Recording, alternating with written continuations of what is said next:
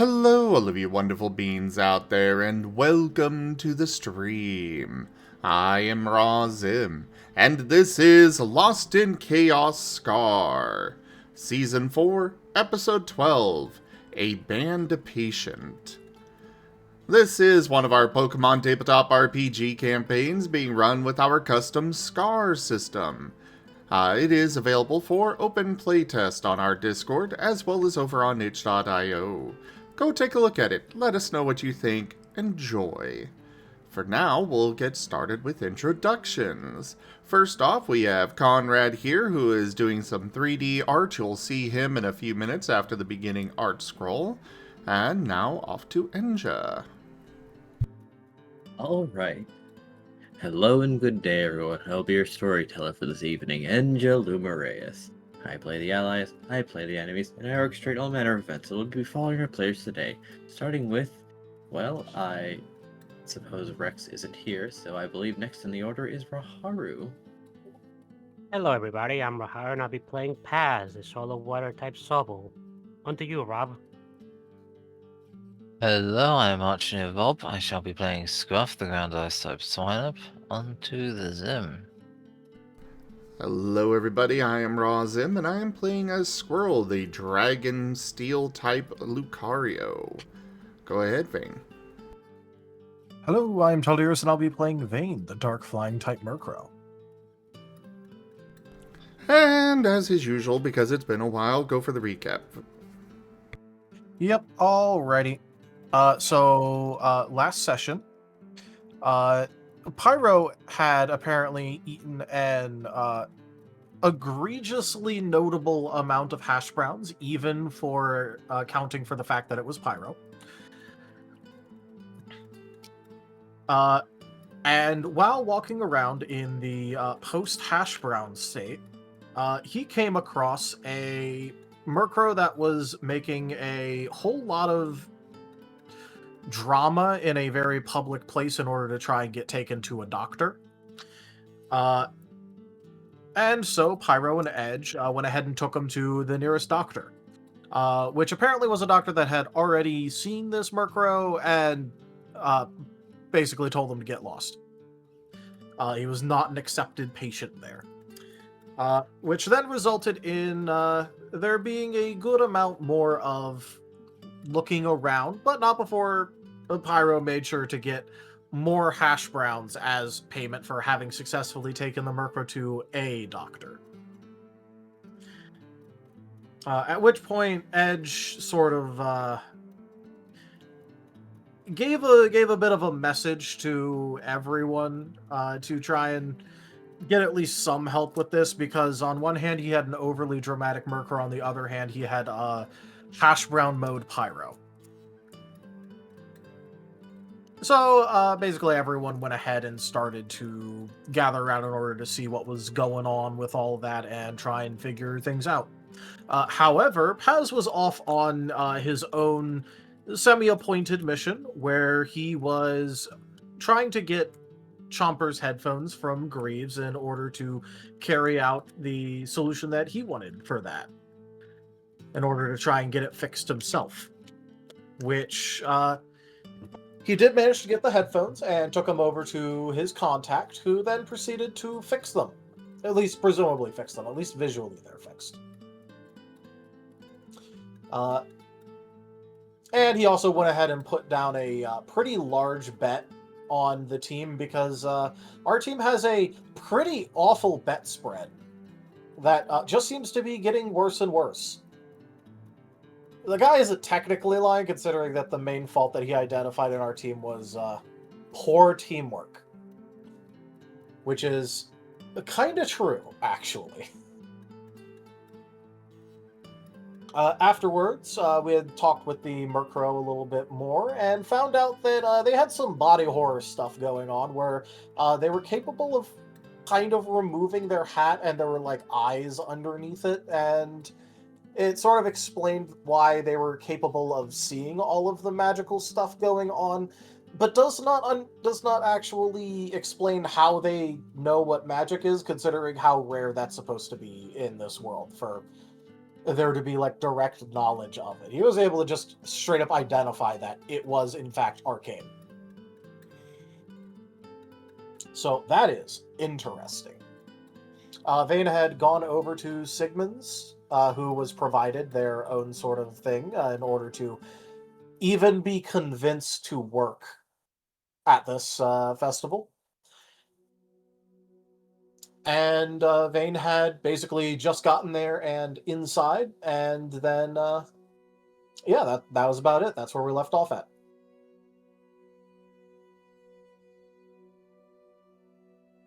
The actual conversation had, like, just gotten started.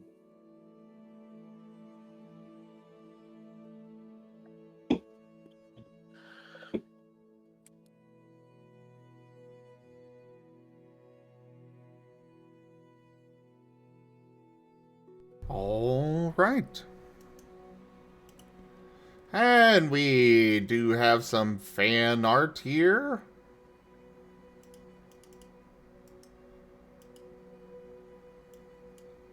Oh So, boy. let's see here. That. There we go. From Ducks, a Vade and a Floaty. Get him. Look at him.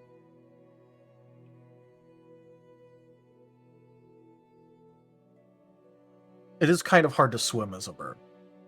It is. Especially not an aquatic bird. Kind of clings to the feathers. Makes most activities difficult.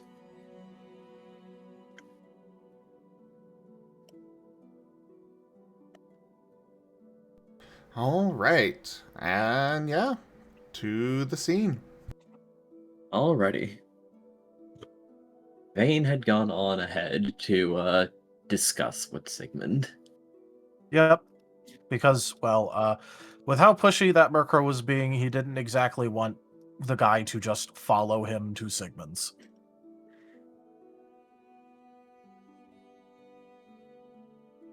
But yeah, go on. Fairly safe bet that that would have probably ended poorly. For everyone involved, yeah.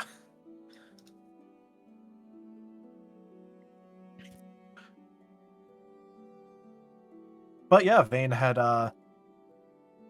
basically just gotten to Sigmund. So I think Alright. Sigmund had like opened up the door, and then that was Where we'd left that scene, yes. yeah.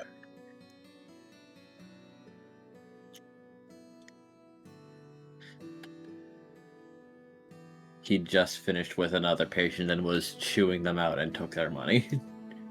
Yep. And Vane was just waiting. Alright.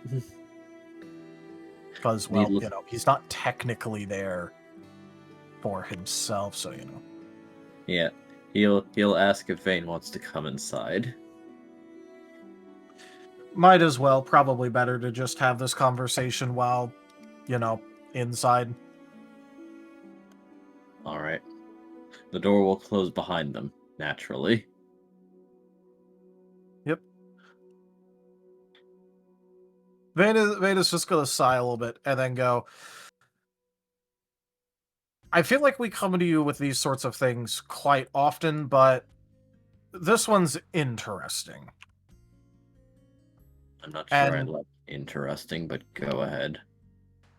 And when I say that, what I mean is we just met a rather strange murkrow that has some sort of body modification going on and apparently knows what magic is.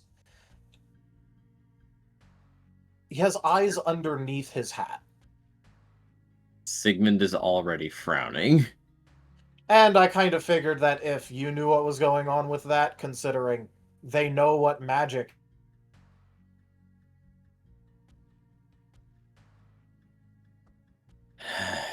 I have some suspicions, but it's after so long.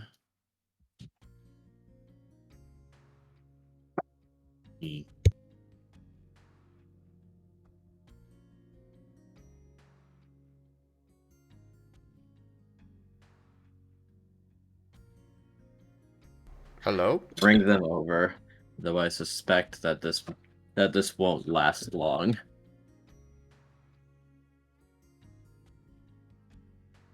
If they're already here, then I might as well deal with it.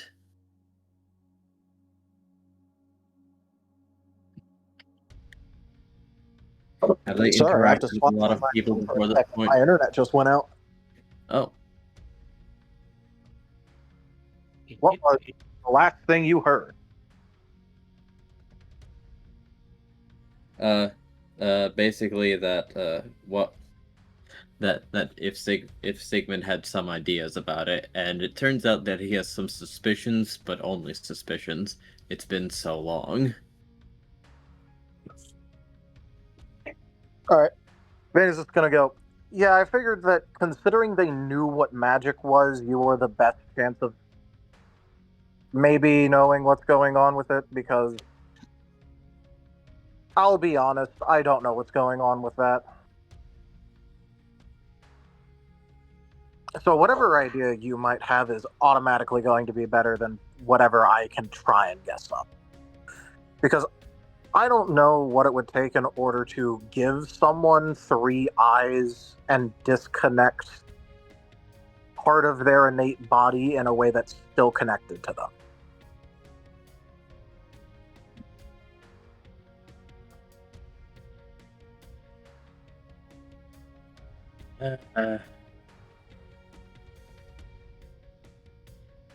To do it accidentally would be unthinkable.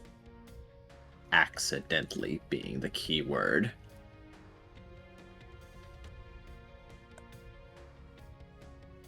I mean, I guess I can't rule it out considering how they seem to be a bit mentally addled from whatever happened, but look, whatever idea you have, I'm more than willing to just go with it because I don't know what that would even take, much less who might have done that if there was another party doing it. If it wasn't Marin's handiwork, I'm suspecting that you're being pranked, for lack of a better word. I feel And I like know. Marin would be a lot cleaner with it. Yes. I don't think she would see the point of putting magical eyes underneath someone's head. There is one person that I can think of that would get a sufficient number of chuckles from it.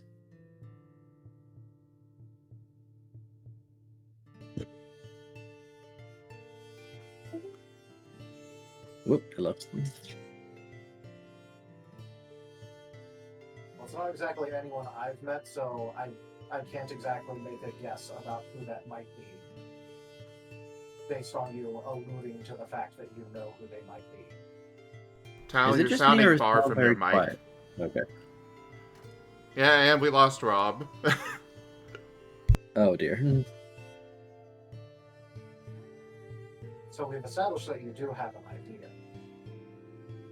Duke. Tal, can you hear us?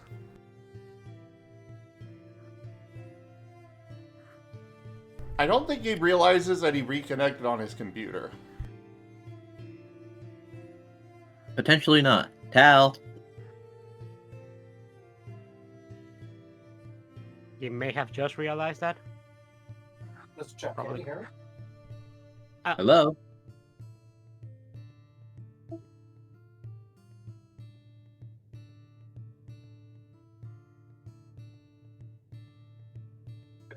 So, should we just call this session cursed and...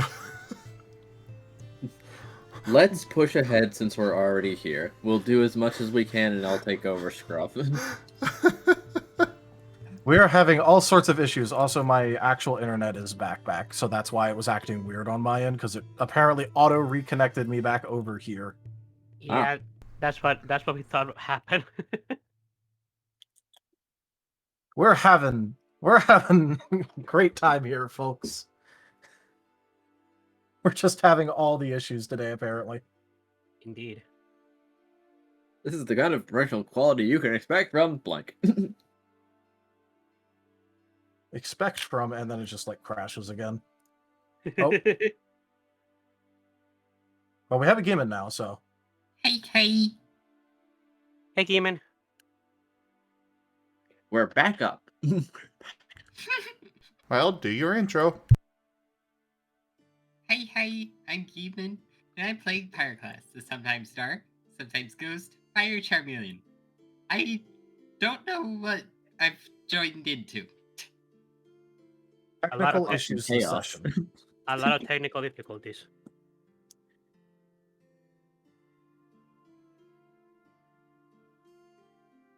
Listen, Gimund, if you're playing Lost in Chaos, and if you're confused, you're playing Lost in Chaos.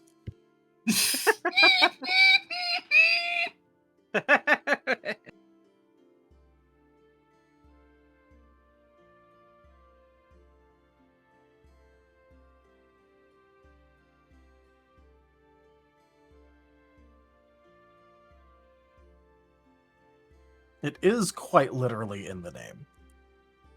Indeed. So how was the scene? How was that scene going? You guys might need to retract a little It or retrace. it was going well, and they were discussing who could do this, as Sigmund can only think of two people. One that would do this shit on purpose. Mhm.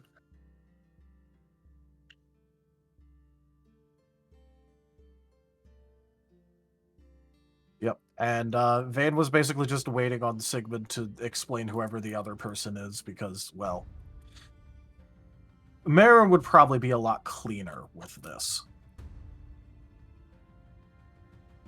Because there's not too much point in having magical eyes effectively inside of your head, but like in a place that disconnects now. Sigmund's lip curls in general distaste as he is recalling them, but will elaborate.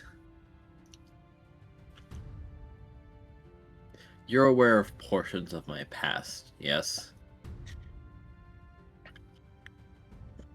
The broad strokes, as well as, generally speaking, impactful individual moments. Such as, losing your sainthood, kind of impactful moment, or meeting CL. So personally impactful. Yes. Then there was likely let's call it a gap between me getting sainted and anything else of note happening, yes? For the most part, there was a couple flashes of things, but nothing that was too... Well, nothing that was really anything, actually. It's just more like we'd occasionally get flashes of you doing, generally speaking, whatever, and most of it related to kind of telling off whatever church was trying to get you to do anything. Yeah, that checks out. All right, so as you're aware of my profession, I am a doctor, so I know a lot of things. So I know how to recover and treat myself in most regards, but I also know that there are some biological processes that are healthy for the body. So when I wasn't looking for CL and wasn't fulfilling my obligations to keeping the team active, I didn't want to make new connections, but every now and then I would find someone who was unique, different, useful. And if they made something more than I had intended, I didn't go out of my way to correct them. I learned from them and I used them.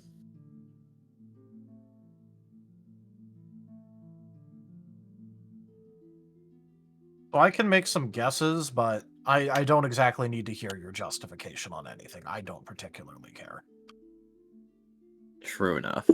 Needless to say, let's just call it one of my past connections might be resurfacing, even though I was fairly sure that I had separated from them in a certain fashion. In that I have legitimately forbidden them in an arcane fashion from leaving the continent. The However, continent. Which one? Etre. Oh, great. The place where we're about to be going. I had assumed they would be happy there, for it suits them. And they'd cause the minimum amount of disturbance there. I'm gonna be AFK for a little bit. Alright. Though it seems like they've found a workaround and might be trying to make contact again. I'm 98% sure on this one. They're a haunch crow.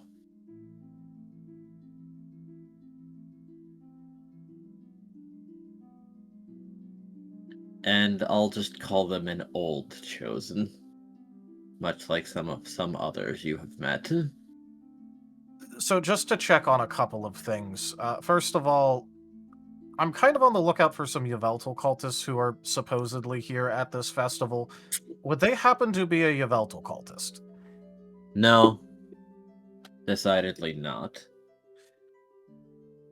Okay, so just an annoying, unexpected third party. Correct. What do you want us to do about the random murkrow that is generally confused about what is going on and the rest of my team is with? Most of the rest of my team. Bring them here, and if any of your team is particularly squeamish, I'd not recommend bringing them over. They will not be leaving my shop. Okay, just so that way I know how selective to be. Do you mean in a permanent way, or do you mean in a detained way? Permanent. I'd rather not keep an open connection.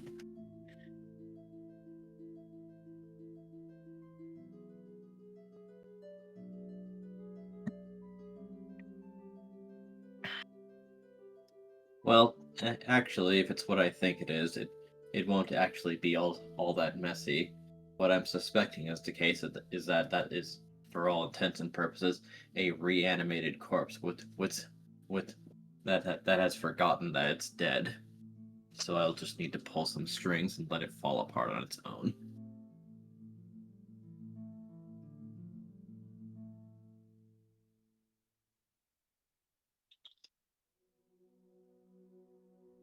Okay, but they're not about to, burst out into blood and all of that sort of viscera.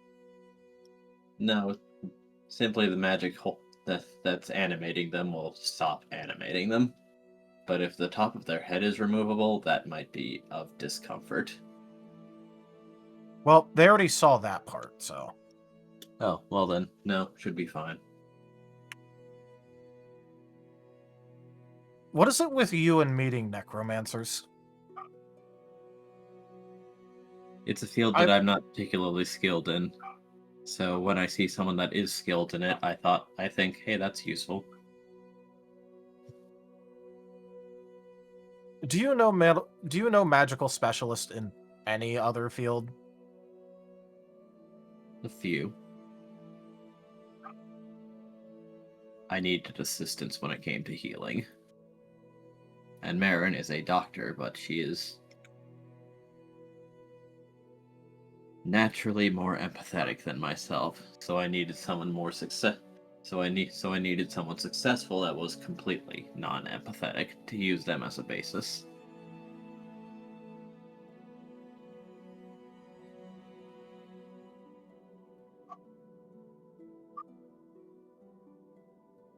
All right, I'll go ahead and bring over them and most of my team. If nothing else, I want to know how to actually pull apart the bodies too, because if we're going to Etre, and they have an active connection here, they're already going to know that we are somehow connected in any way, so I'm Very going to have to pull apart bodies, if my guess is correct. So I might as well know how to pull apart the body. All right. Observe to the best of your ability.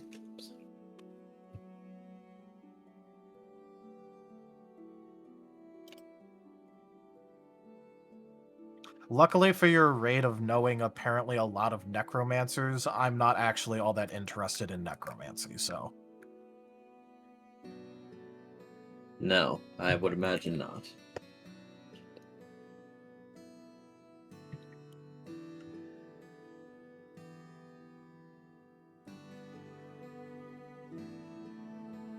Should I make it so that way it isn't a public thing that they're coming here? Because I'm pretty sure that they were being very dramatic out in public. So people might wonder where they went.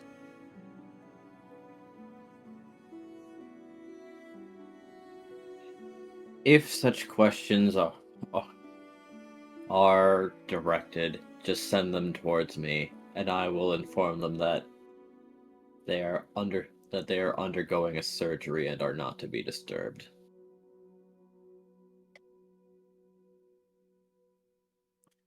Well, good enough for me, not exactly my problem.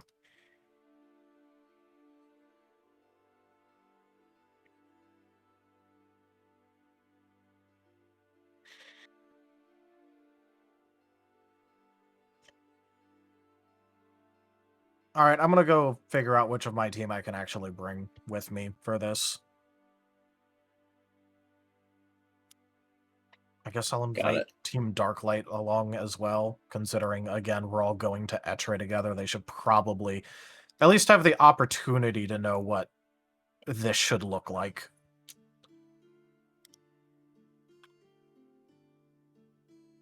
It might help them prepare. Well, that and also...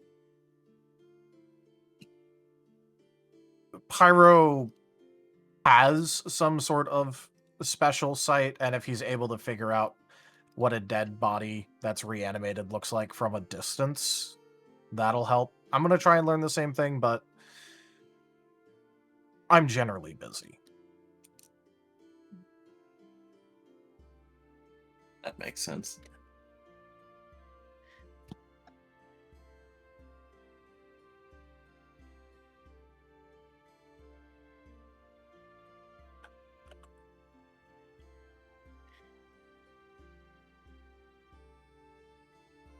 So I will see you in a couple minutes. Hopefully it doesn't take long to get there.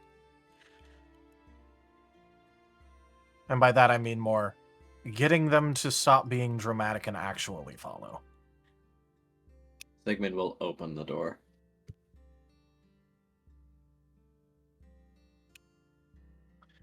And Vane will go back to the rest of the group. Narratively, he kind of figures that Chomper wouldn't want to see a dead body get pulled apart and fall to pieces, so yeah, probably letting Chomper just vibe narratively.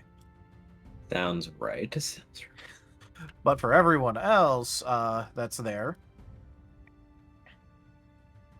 he is going to basically just be sending messages about what the situation is while he's flying over. That's fair. So that way it sort of acts like a he doesn't have to try and explain it when he gets there, and the murkrow might overhear things because he doesn't want to see what happens if this thing realizes that it's dead. Seems bad. Ill-advised. At the very least, there is not going to be a good result from it, so might as well not make it have a result. Understandable.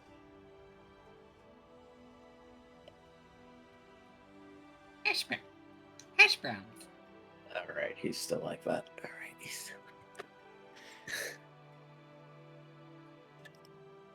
Well, congratulations, Pyro. You're getting messages that the thing you're dealing with is apparently a reanimated corpse. And that there's a necromancer, apparently. Not Oh, here, boy. but, you know, sending things.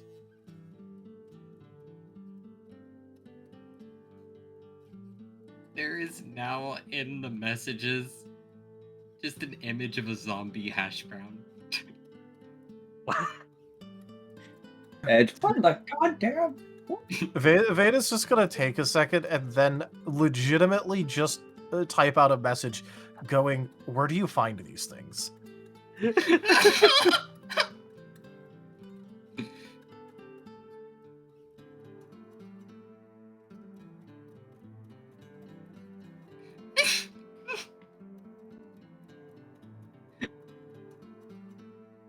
Hash browns.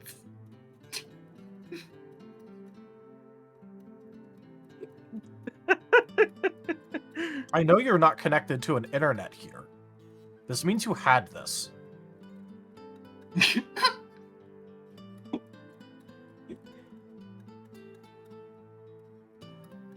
Did he make it? Did he make it?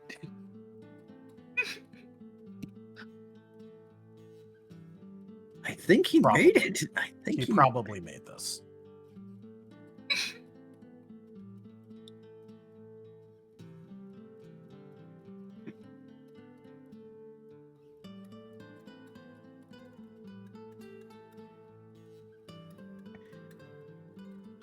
So anyway, has the apparent zombie done anything other than bemoan his general situation and be dramatic?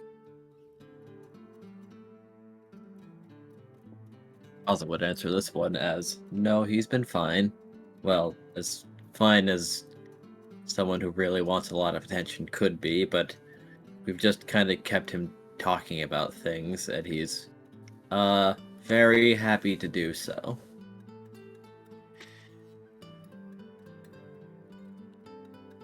All right, just so everyone is aware, Sigmund is going to be effectively unanimating them. I don't know what the proper term for undoing whatever's animating a zombie, but considering that this necromancer apparently lives in Etra and that's where we're going next, it's probably good if as many people as possible at least see what this is like.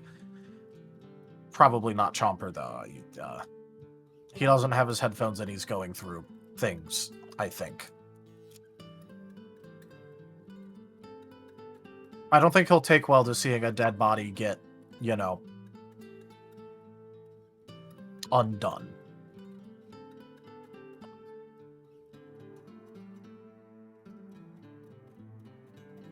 Hash brown of approval. Is that just You're- a hash brown? Is that just a hash brown giving a thumbs up? You're- Yes. Your sentience is a roulette wheel. I can't even tell when you're not there.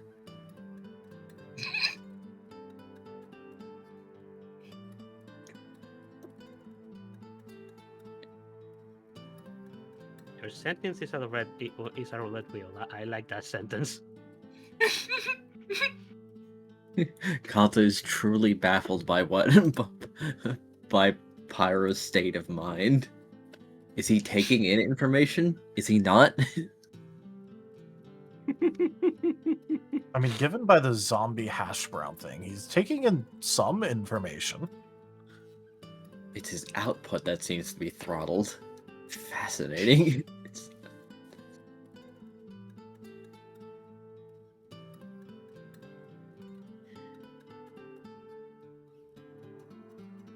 Anyways, I guess who wants to see a corpse get unanimated?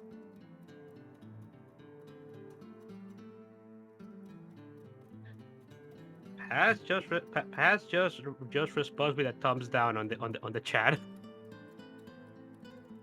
Kaza hand raise emoji. Pyro, you have magical sight. You should probably come watch this happen, just so that way you can at least see what a animated corpse actually has going on with it.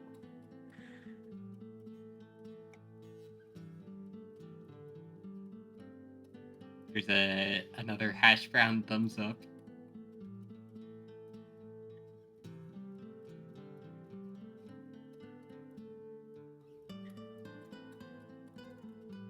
Scruff will not be joining. In any conceivable way. I guess canonically he'll be keeping Chomper a little bit of company.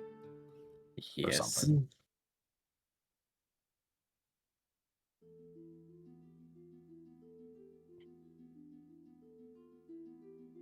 So then, potentially it's going to be, well, Edge is going because Pyro is going. Yep. Is Zim back yet? I don't think so. Sim, you there? Maybe Rex is getting home. We continue. I don't think Squirrel would be terribly interested either. Not in this. We'll leave him in Schrodinger's box. He has either followed with or he has not. What did he Schrodinger's hash brown. decide? Schrodinger's. Oh. Hurry, you're lucky you're charming.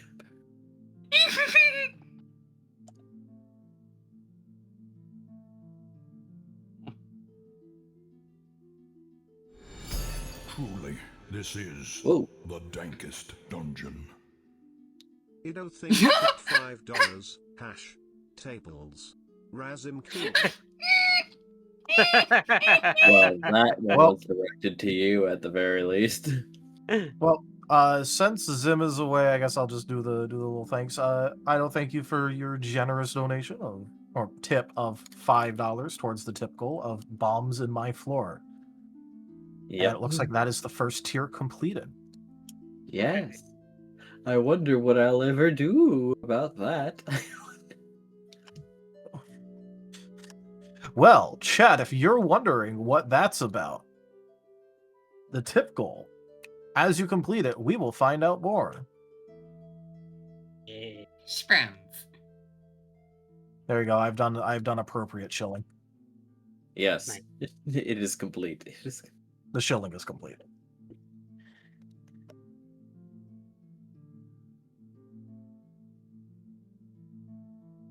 So, moving forward.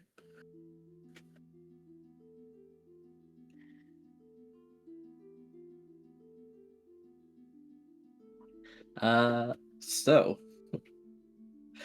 Pyro, Edge, and Kaza will either wait for Vane to go arrive and leave them back, or will escort the bird Elijah, as he'd called himself, to Sigmund's temporary office. Vane will show back up Vane will show back up to collect them, if for no other reason than not having to explain to this potential active link summon corpse minion thing about how, you know, the others suddenly knew that the meeting checkup thing was accepted. That makes sense.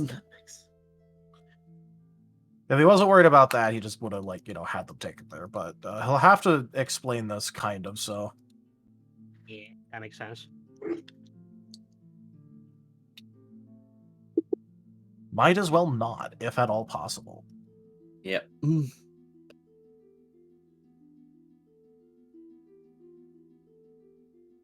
Or I guess I should say, it's better to not have to explain it in the first place.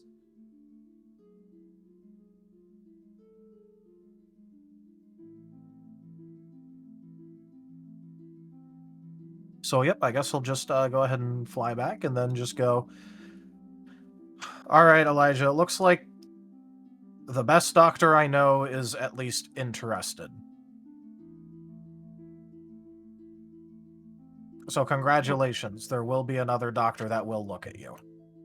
Oh, thank goodness. It's about time. Apologies, I am back. Oh, hello. Welcome back. Miss anything important for Squirrel? It turns out that the murkrow is an animated corpse and is actually a necromantic minion, and Sigmund is going to be destroying it. So if you're at all interested in seeing how a necromantic minion is destroyed, you know. Alright, so I did hear all that. No, Squirrel's not interested. All right.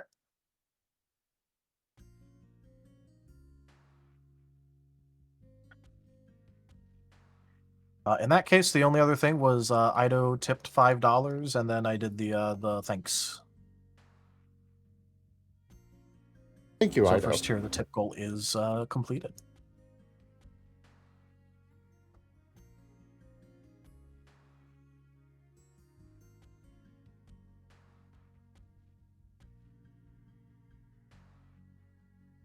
Thank you very and much there for was that, Ido. zombie- And there was zombie hashbound.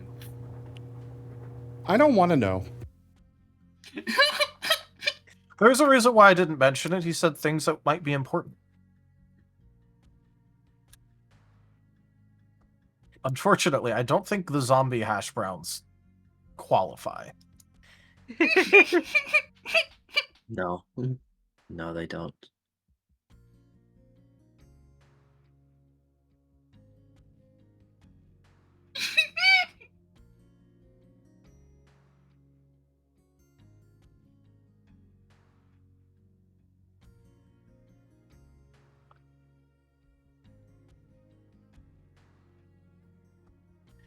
All right, so Squirrel is sticking behind with some other people, and it's Pyro, Edge, and Kaza going with. Yep. Obligatory, hey kids, you want to see a dead body? I'll raise his hand. Yeah, I know, yeah.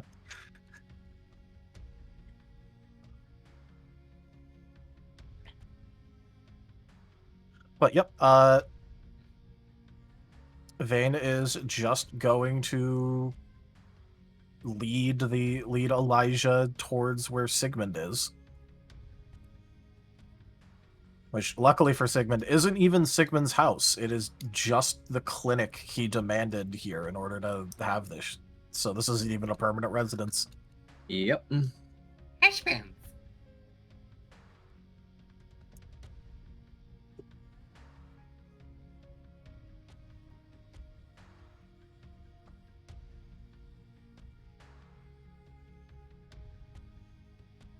All right.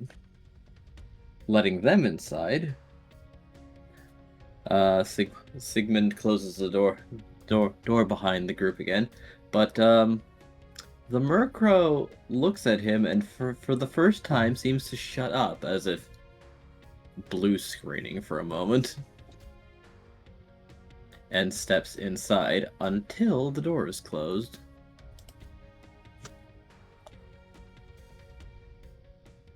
Hashbounds?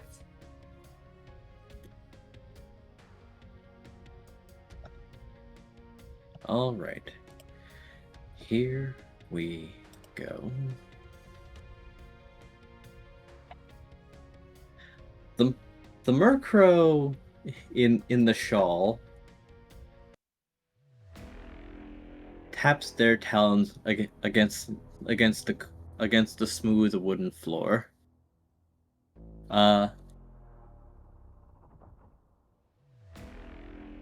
And once again lays their eyes upon Sigmund,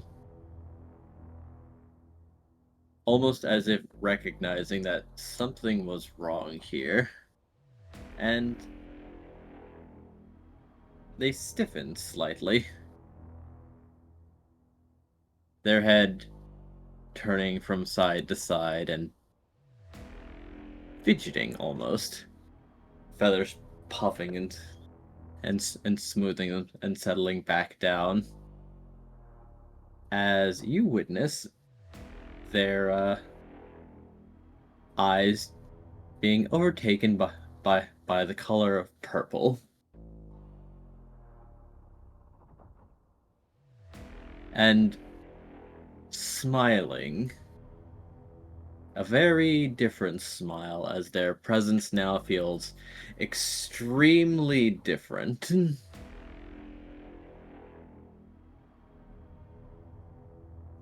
They seem, in fact, delighted. Now, is this where I see the most world-renowned Sigmund I've been? And he'll take a deep breath and fly upwards slightly, just so that he can look him directly in the eyes without him seeing him, Sigmund basically staring him down, but he doesn't completely dislike it. Dreaming about. Sigmund's eyes were narrowing as he looked upon the murkrow, with clear disgust would be the correct word. You've improved your craft, he grumbled bitterly. The murkrow chuckles playfully. Don't be so flustered that your magic couldn't keep me pinned forever. You get to see the vessel bringing my consciousness forth because you deserve to see me at my best and fullest. Be flustered that I missed you oh so much. I'm glad that my pursuit didn't take decades, only years. What are you up to, dearie? We need to catch up.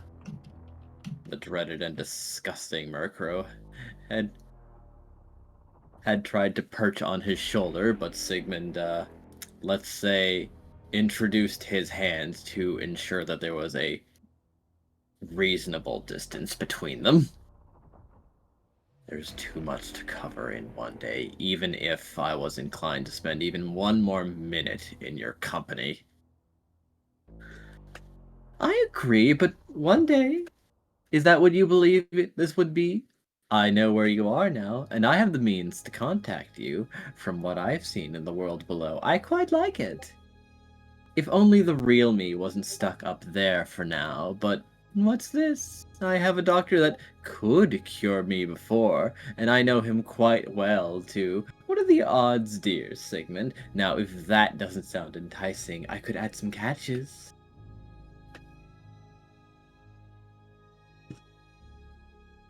Sigmund took a slow, deep breath before exhaling steam from the corner of his maw. Get your last words out. I'm not in the mood to entertain. Let's see. I think if I came down there, I'd be glad to be under your leash. It would be like being sealed just with you being there to witness my every move. We dated once before and I wouldn't mind it again. Everyone's so cruel up here. Do you feel sorry for me yet? Ambrose had paused for a moment, clearly enjoying the audience. Well, most. There is this peculiar little thing. I may have told you about him in the past, but I never really got to know them until we parted ways. I played around with them a little now and then, but oh, Argent is...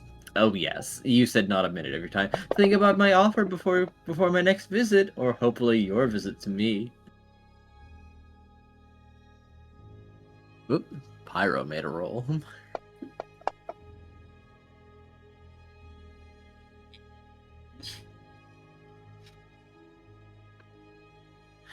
Will you be informing us? This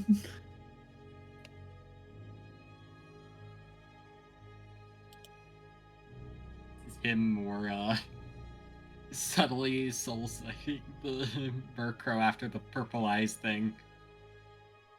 But... so that is... 5.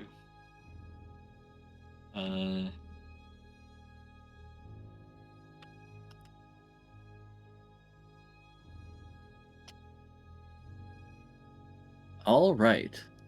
So you're trying to get a special look. So you're trying to get the special look in on this thing? Hash browns. I'll take that as a yes.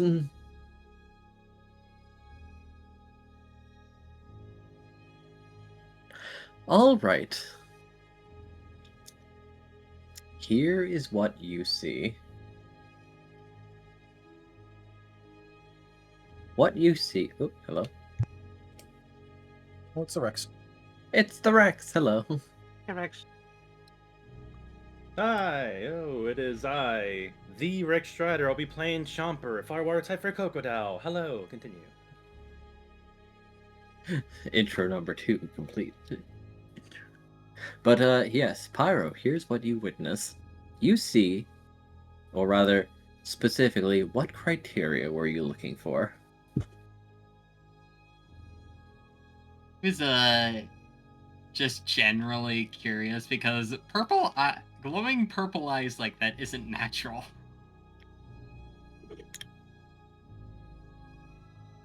Alright. Here's what you see. The murkrow, in this slightly varied vision of yours, looks not maybe unlike a piñata, actually. Except it's sort of a transparent piñata. You can kind of see the outline. And the inside is empty. There was something there, but it's been pressed downwards.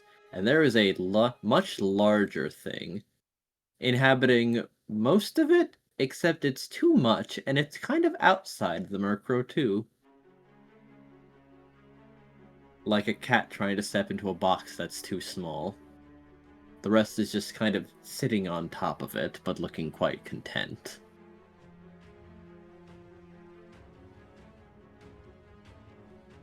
I was just gonna, if able, send basically a video of his findings into the messages. Fair enough. Ooh, I'm gonna go ahead and roll. I think phonemics, and then after that, a academics for the learn about whatever Sigmund is going to do to this thing, as well as much as he can from the situation.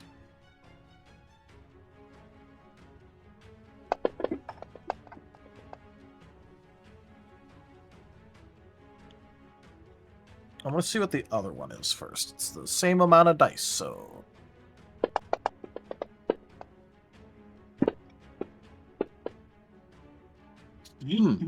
They're both pretty mediocre. I'm gonna body boost both of them. Really liking fours today. I know, right? Oh, come on. That is the worst body boost I've ever seen. We had to bring attention to the fours, did we? The fours didn't like that. Yep. Well, I'll body the other one. Oh. Oh, hi. Hi. And okay. I'm gonna be selling, or I'm gonna be sandbagging the potential fight anyway. I do not care if I have max resources for it.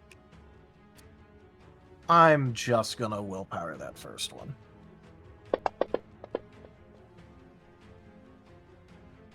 Hello. 4 is back. And I will put another body towards it. And get burned again. You know what? No, I'm committing. Right. You. Oh my god, what the heck?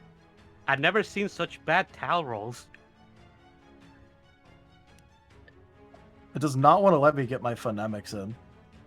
No. But also, at this point, you know, when you commit, you commit. What? Hi. Look, when you commit, you commit. I'll just use, like, all of my boost to make it positive again.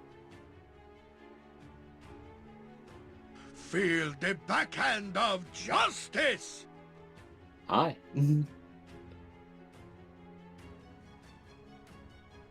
think you're gonna get a refund. Maybe. Maybe that was a tabletop pack.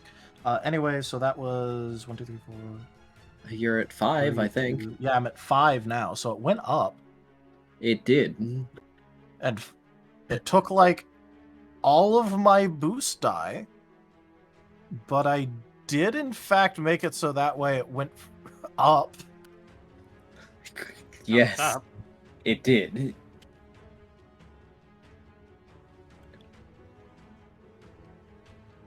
All right. And for observing Sigmund's technique, you got quite the success. 9, I believe. Yeah.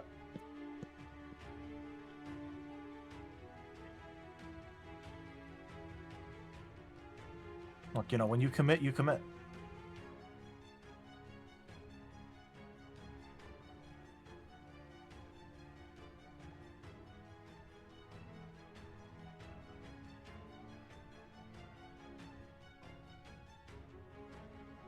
All it took was me committing a lot, actually.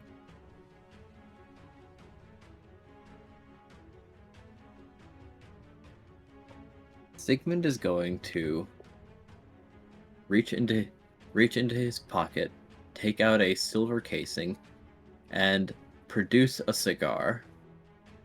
Not a cigarette.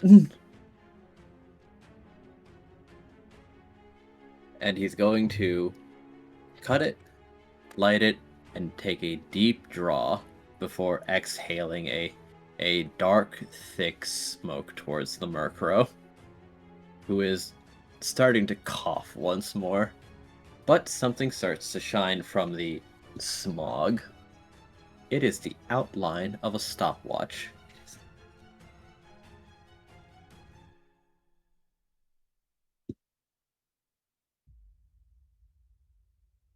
Before identifying the spot, Sigmund will then produce a dagger and bury it in its body.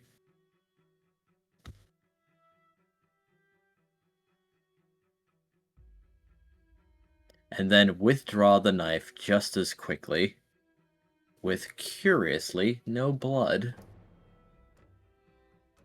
I guess that makes sense if it's a corpse. It will freeze, shudder, and fall as the mark of the stopwatch is disrupted.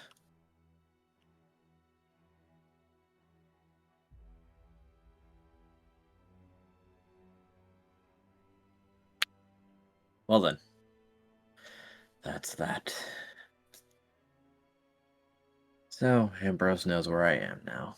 Great. Alright, so that's his name then. Yes.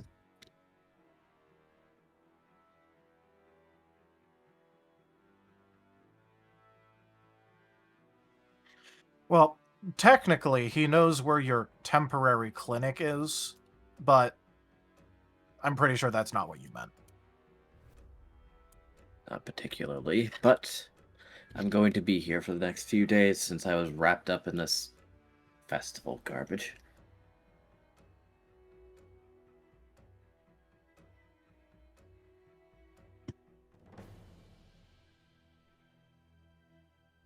He's got a particular method to his magic.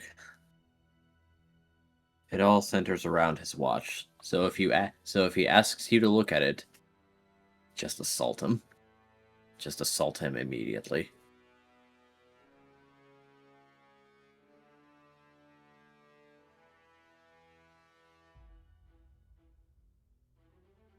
Don't read the hands. Don't do anything that has to do with his watch.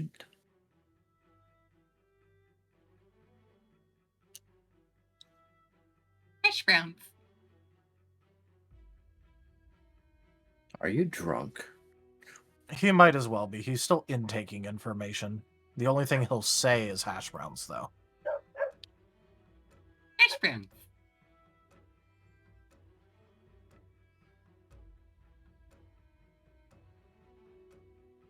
Sigmund's eyes are going to start narrowing as you look at Pyro. I will, Pyro. I will extract in 2 seconds 80% of the grease in your body. Would that sober you?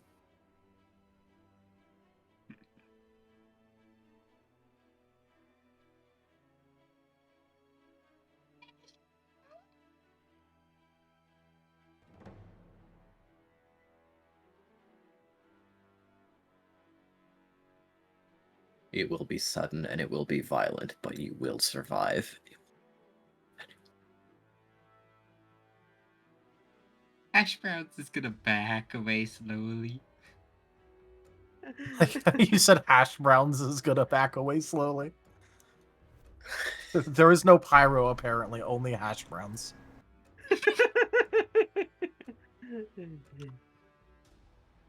Considering how much he's eaten, there is more hash brown than Charmeleon.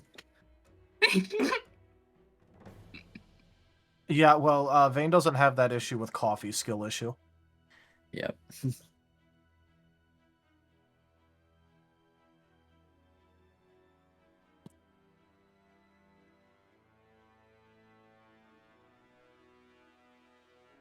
What a shame.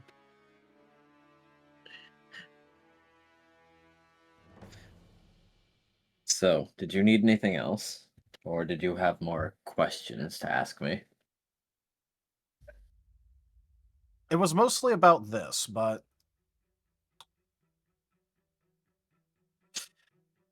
I guess let me ask this because I don't have too much context for this. How bad of it is a sign that a necromancer was able to puppet a body in a different continent past an arcane seal?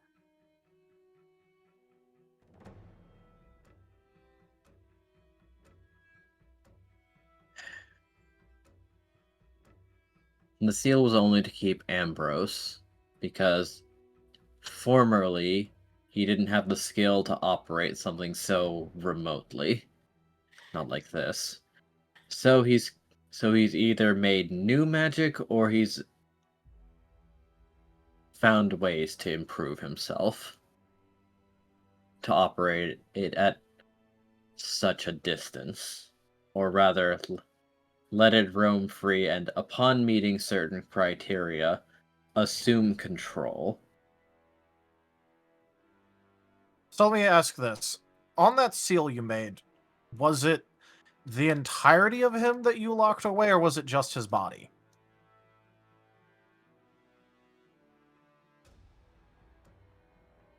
Body, soul, but not mind.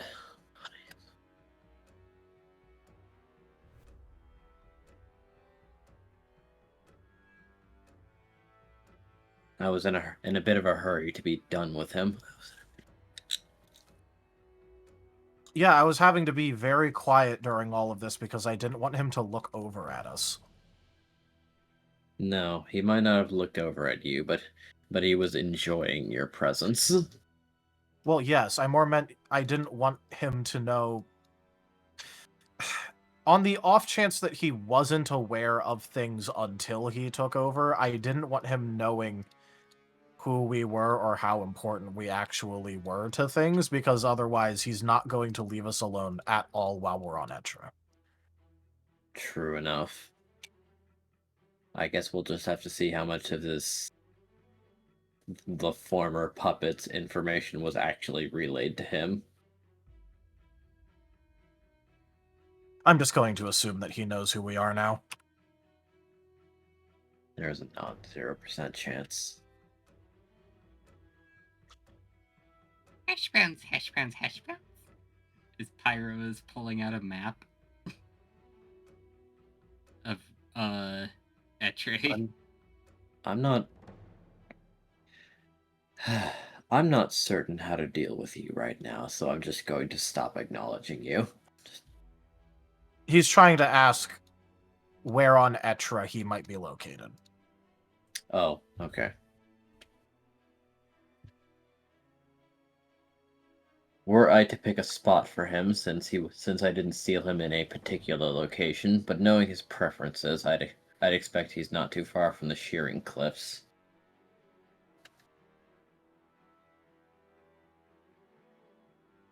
Is that anywhere along the route that was planned? I think that was the one where it was the distant sounds of the wind screaming. Yes. I don't think that was a destination anyone wanted to visit. No, Squirrel No. wanted to go there. Ah. Oh.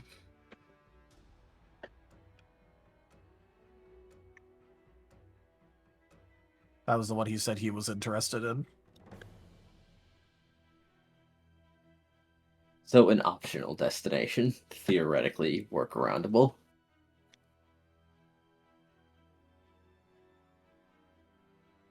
Yeah, Hash Brown's gonna write a possible necromancer Ambrose location.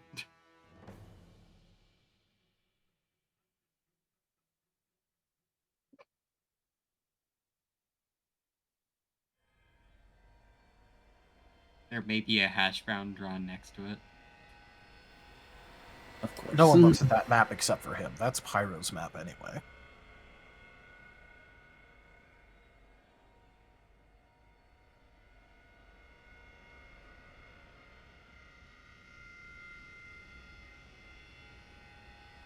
And Pyro's putting his map away.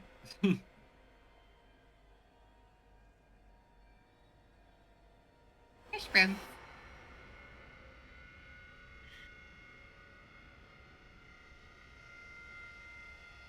Alright, anyway, I think I noticed some things about your technique, but I'm gonna double check with you before we actually go to Etre, but I'll try things out myself first.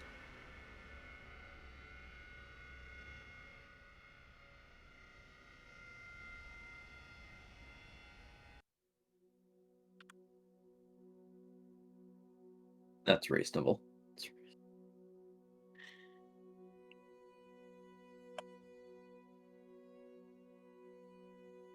Well, I guess that's this finished. We should probably go see how long it's going to be until our turn. That and also meet back up with the others, wherever they might have gotten off to. Hash browns. I can only infer what you're saying when I have a proper amount of context clues. I do not speak whatever language you're using.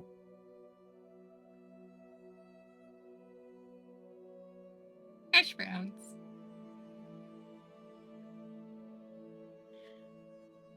Just give me body context clues. You get a thumbs up.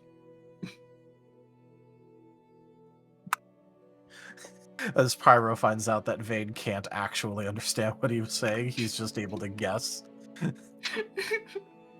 Yeah. And he is now sad. Well, sadness is easily identifiable at the very least.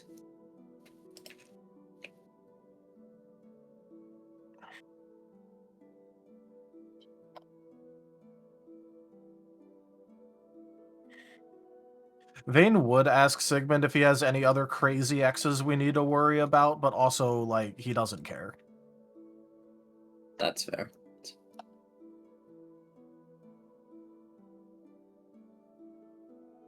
It's just that this makes a worrying habit of, in Vane's eyes, Sigmund being 3 for 3. Because yes, of course Vane will count CL in the people we have to worry about as a crazy ex.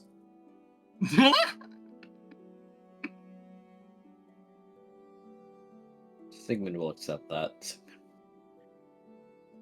Which means that of the exes we know of, there's CL, Arceus, and now this new necromancer guy.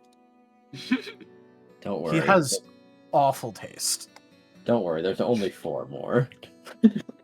Oh, That's actually low considering the amount, unless that's the amount of crazy exes we need to worry about. The ones that you'd need to worry about is only 4 more. The rest are okay. not really warranting concern. They can probably die easy.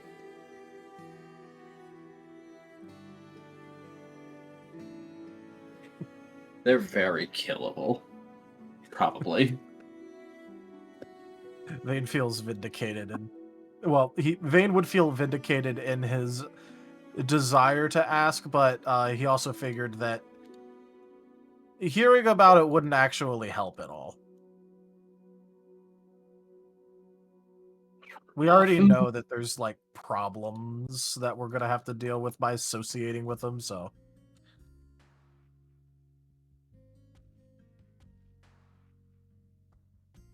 All right. Chomper, a portion of the team has left to go escort your former murkrow client. Paz did not go, and neither did Scruff. Squirrel was also not interested, and so by proxy, Tatsu did not.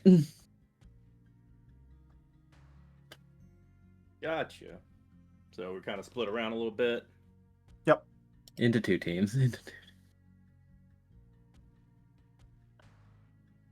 Alrighty. Since apparently, the murkrow is a zombie. That didn't know he was a zombie. And Vane kind of figured that Chomper would not want to go and see a corpse get untied effectively and fall apart. Gotcha. So everybody you said are together, like Chomper's with anybody right now, currently? Everyone that didn't go. Okay. Which is Squirrel, Tatsu, Paz, and Scruff. At this point, Chomper's probably having a bit of a, anxiety attack at all times due to him not having his headphones operational, and he's needing to keep his mind busy. He's gonna just be outwardly kind of fidgeting around, and pretty soon he's just gonna pretty much just say, "Hey, guys, I gotta go do something. So feel free to come in if you want, but I'm gonna go hang out in the at the fun stuff out there for a bit while everybody's doing stuff over there. Okay?" Game just comes out a little faster than you probably wanted to.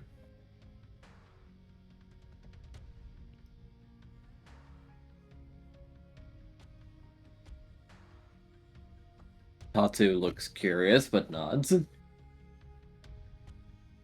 With the higher octave, it sounds like something maybe exciting is going to happen. Squirrel will shrug and move to follow.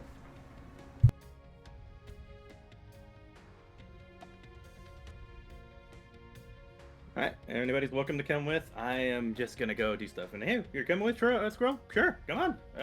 Gonna find something fun to do. Yeah. Do.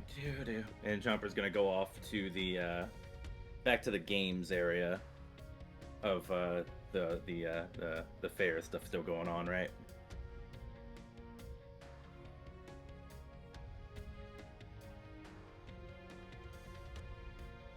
Yes, there are still plenty of games left, and there's still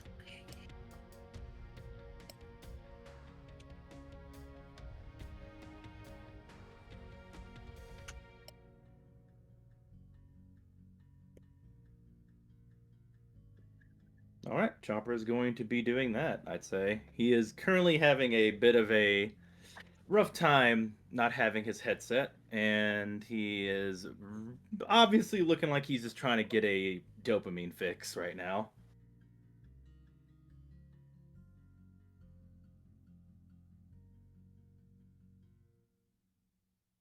more than fair.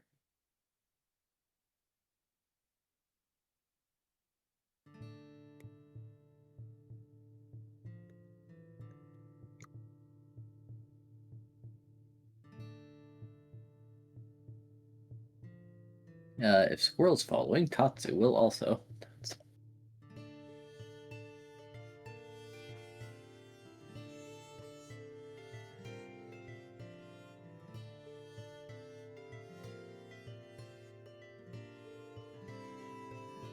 What games would you be interested in, or basically anyone that you just run into?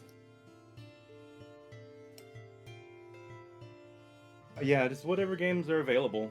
Chomper's really not trying to get anything in particular. What games does he find when he runs into just looking for stuff? Well, there's there's the ever tried and true ring toss, but then there's also Diglett.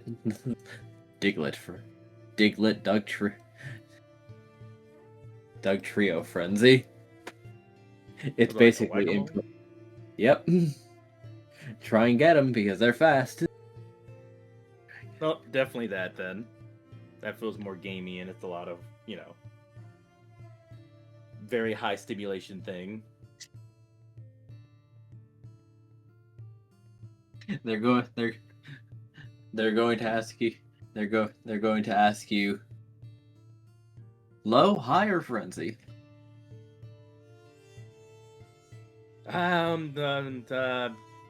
Hi. All right. Now, how are you gonna get them? Because this is initiative. This is an initiative-based skill check.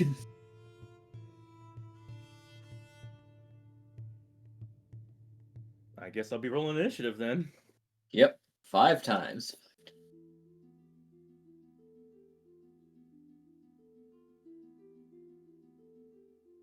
Oh boy, just initiative roll, like start of battle kind of thing. No, No initiative check. like a skill check. Oh, okay. Yeah, like an actual initiative check, not combat initiative. What do I mean? You use like what? Perception, insight? Oh, insight, insight, right? Rex. No, Initiative. It's an initiative, the skill. All right, so body and initiative. And an Body expertise. initiative. Yeah.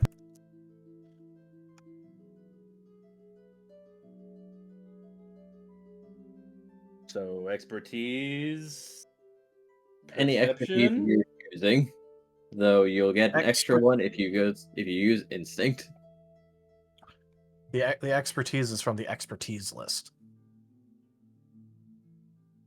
And that's up to you. But yeah. I was looking at innovative, thinking it was initiative. Oopsie. Anyway, instinct. There you go. All right, we'll do instinct.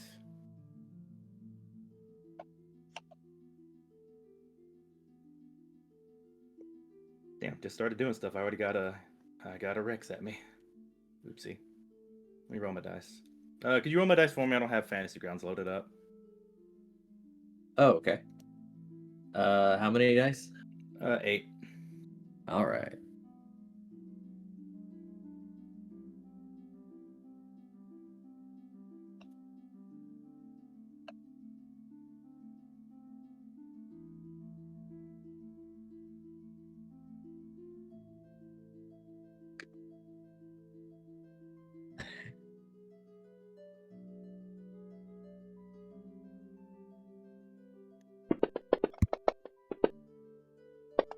Oop. All right. Not bad, not bad.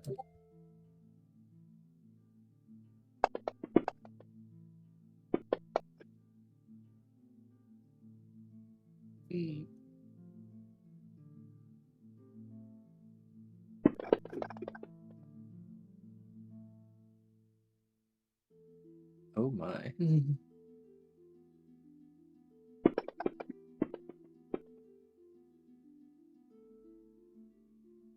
What is Chomper's state of mind? What is Very frazzled actually. I mean, he's literally hasn't kind of been around with his headset for a bit now.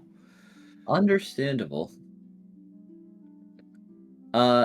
So Paz, are you also following?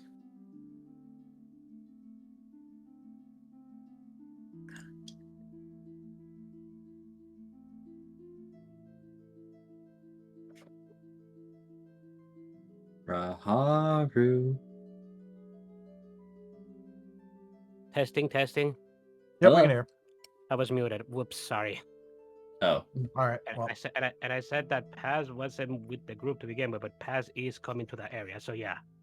Okay. Okay. How close are people when as he is playing the game.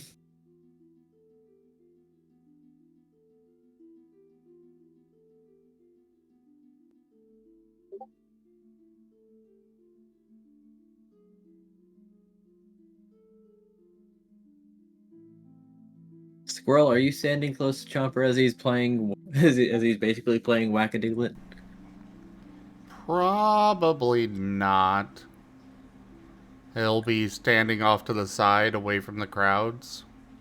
Or at least as away as he can. Understandable. Tatsu is not.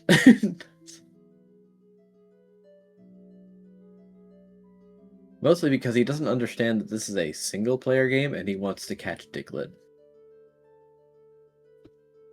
He wants to grab them because they look hard to grab. We're gonna be noticing that.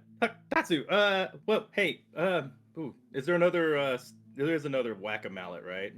In the area. Here, here's the Chomper offers a whack-a-mallet to Tatsu. You're supposed to hit them on the head with this. But don't use all of your strength, because I know you probably could break this. Just, enough to, put them back in the hole. It's a game. You see how many you can get in an amount of time. Tatsu understands that this is a high accuracy, not high damage game. Mm-hmm. Tatsu will try, and for the first round, it's going great. But now allow me to actually post your 5 checks.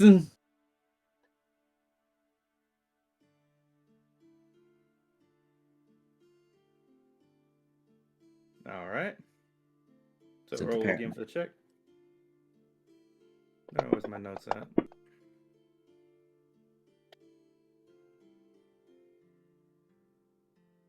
Oh, don't worry. We'll just be getting this along the way, because there's one thing that people have not been that people have not taken into account.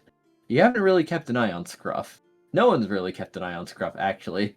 So as the game boy. progresses and Scruff sticks his head out from one of the holes, as you bat him back into the machine. Bah! Was that? I recognize that mole. Was that? There's no way that was. He surfaces an additional time as you're becoming progressively more disoriented, and you get him again.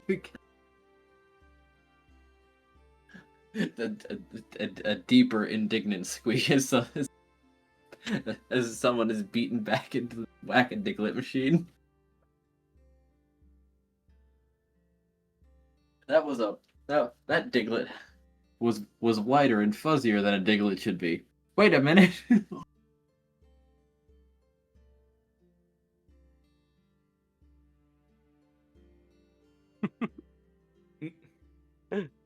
That was funny. As it ends, and you get a fairly they will have to like play it off as that was not something that you were supposed to hit. So you took a few minuses there, but pretty okay score. Congratulations. As they're not sure how a swine. He's like a cat. Just so you know, you're starting to break up a lot, did you? Oh, okay. Hold on.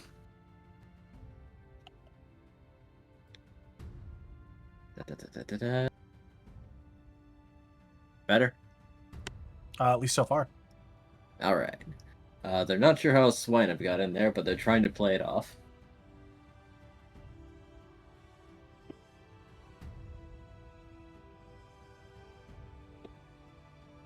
Tatsu has retrieved Scruff, and he has been getting warnings. Don't hold him. So rather, he has put a bowl under Scruff, and he is carrying the bowl. I think that's okay. Technically, you're not holding him. He's not making any direct physical interaction with Scruff.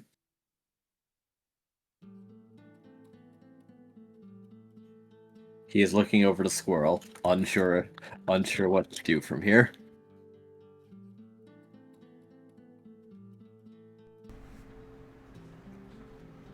We seem to have found Rob's not here, so I don't know either. Yeah, no, it's more just a... Tatsu has heard stories of people having a bad time when they grab Scruff, but this seems acceptable, right? This is good. Well, if he's not moving from the bowl, I guess he's okay. Is he sleeping? He might be. How much has he been drinking? There's no way he's not moving. Just put him over there. Scruff chuffs indignantly as Tatsu is making a few assumptions. Scruff bowl. This is a food bowl, but Scruff is in there. But Scruff is friend, and friend cannot be food. Air quotes. He needs to deliver this bowl to a food place because he doesn't even remember where he got this bowl from. And Tatsu starts to wander off. Stop, Tatsu. Just put him over there.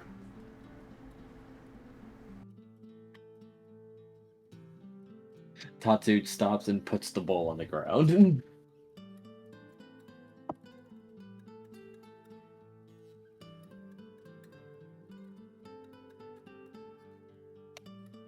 Is Scruff like mobile? Is he just like not moving from the bowl? Oh, he's shuffling around, but he's as quiet as ever. Okay. But with being short and bimbling around, keeping an eye on him is a very tall task, actually. As long as he's not incapacitated, Chomper won't really care to take care of Scruff. Well, don't worry, the Whack-A-Diglett mallets are pretty soft. It's just that they do carry a little force behind them. So probably as he was trying to leave a hole that he shouldn't have been around in the first place, he just kept getting forced back down. You were in the rhythm.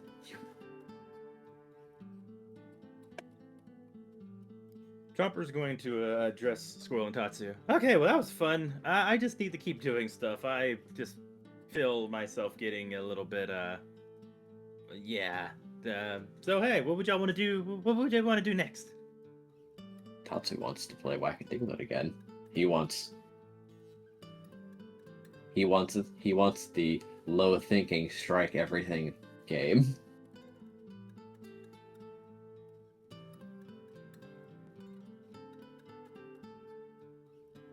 But he is open to other ideas.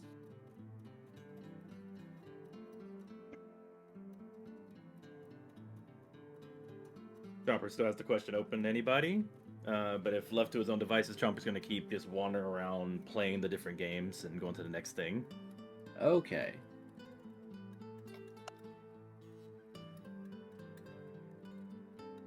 There's apple bobbing, pin the tail on the Eevee, a tug of war, stone skipping challenge, berry archery, boulder roll, illusion maids, memory match, a dance off, best dressed contest, spicy berry eating contest, and a cooking showdown.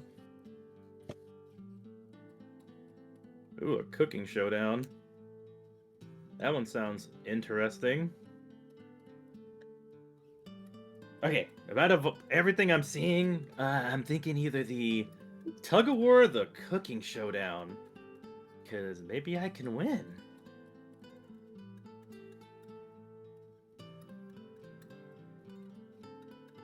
Anyone, you want to pick, Squirrel? I don't really have a preference.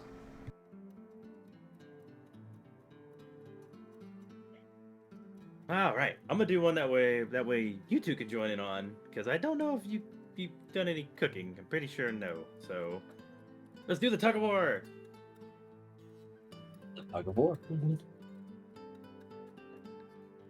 A new round of tug of war is basically held every 20 minutes, so it doesn't take long for the next round to be ready, as the teams are basically divided by the judges. But like if friends all want to be on the same side, then the next few people are on the other side.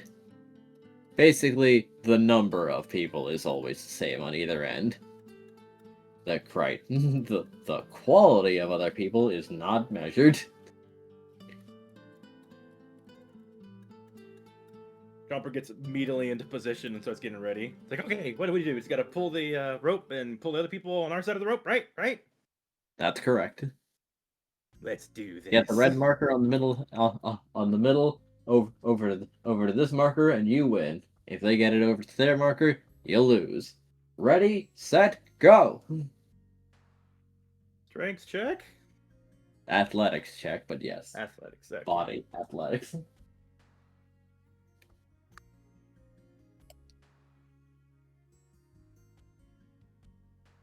I got 10 on this roll. Here we go.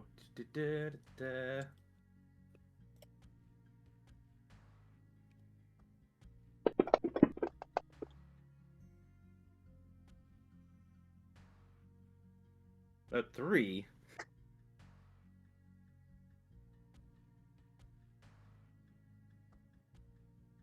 I'm a little free cocoa now, so.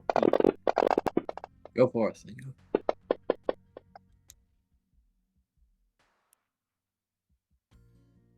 Well, that's better. Hey.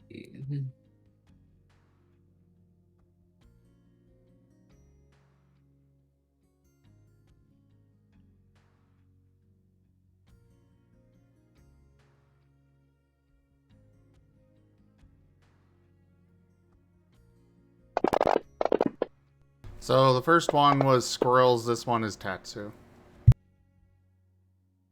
Right.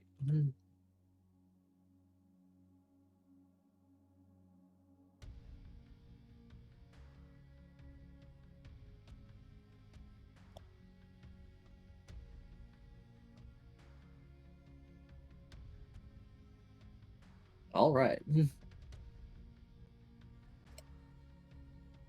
Paz, are you joining in the tug of war?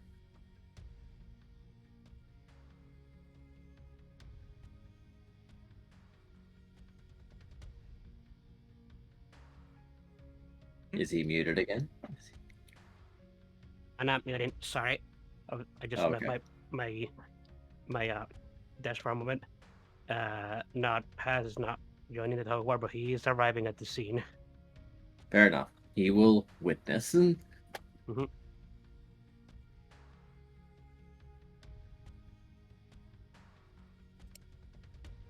All right. Then time for my roll. No.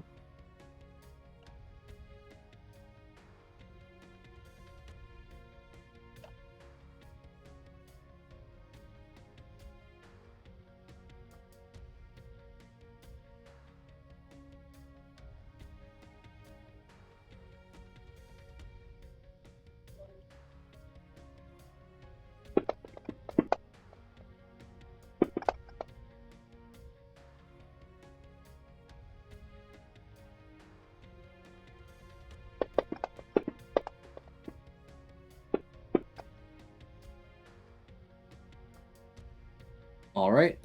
Pull again. But the rope does seem to be budging a little bit towards the other side.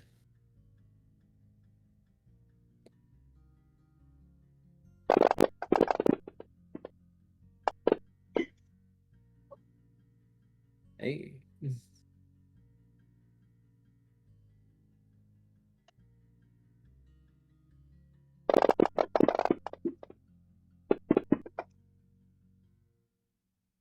Ooh. Chomper? Need to do another one? All right. Yes. Yep.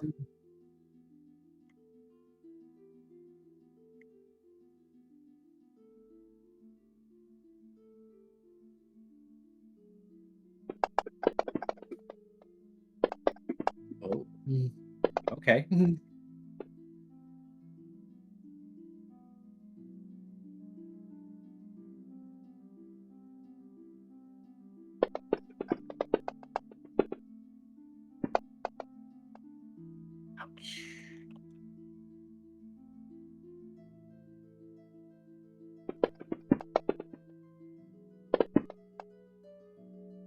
Stop bringing them along. Okay, so you have.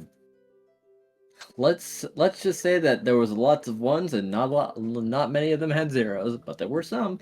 So you've made back your progress, and then some. One last round to see if you can finally pull it over.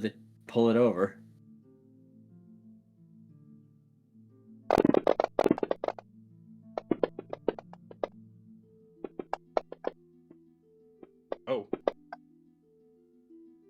Okay. Huh. I think Chomper might have put a little bit of his aura into that one. I'm suspecting. Chomper has had enough.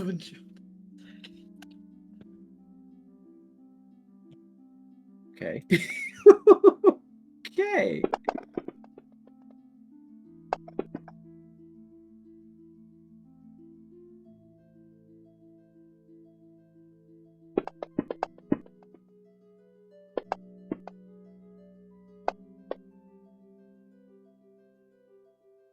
Well, they were doing well this time, but with a surprise Herculean effort via Chomper, you pull it back over to your side, and a few of their members too.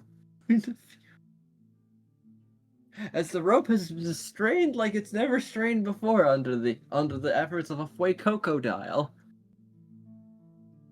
I think Chomper has a lot of pent up issues with not having that their music, and they're just taking it all on this game. I'm suspecting that this might be the case. And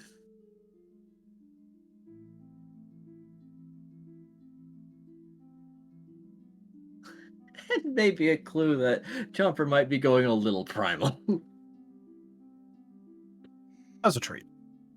As a treat.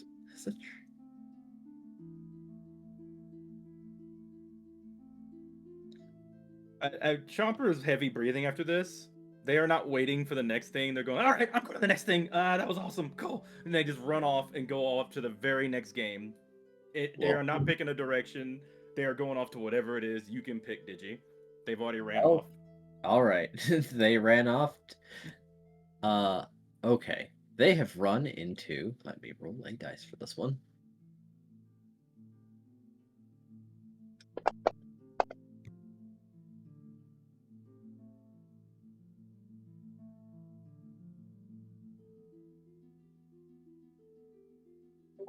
Boulder roll.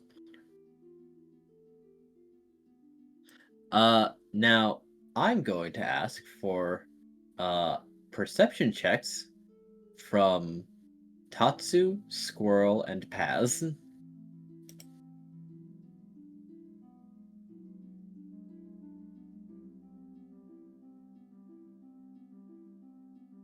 Chomper has went full season 1 gremlin mode, by the way. You can tell they have just a different aura about them. They're just trying to basically check out everything, and they're super excited, but they're honestly just trying to hide the very deep anxiety that's happening to them due to them not having music.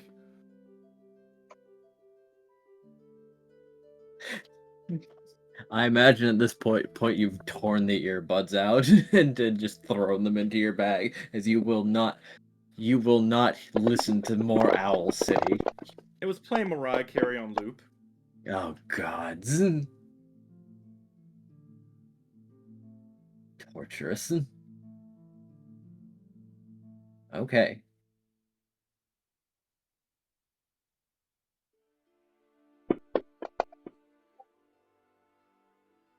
Out of character at this point, like, not really meaning to have them just run off with everybody, but if it's cool, Chomper is really having a bit of a moment where he's not really able to contain himself. Boy is freaking. Yeah.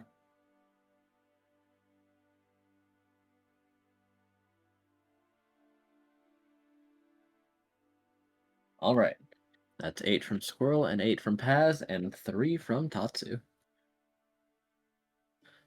Squirrel and Paz can kind of follow them, but Chomper's freaking a little and just sort of tore off into the crowd, which is difficult because they're small. Tatsu, on the other hand, is actually takes a bit of a moment because he was he likes this big tug of war rope and didn't follow immediately when everyone started like bolting because he wants the rope. But then he's understanding that oh people, and he scrambled a little bit afterwards, but he's not even keeping track of Squirrel in the crowd. Like, oh no, what do? Oh, no. So Tatsu's going to do the next best thing that he can, and he's going to fly.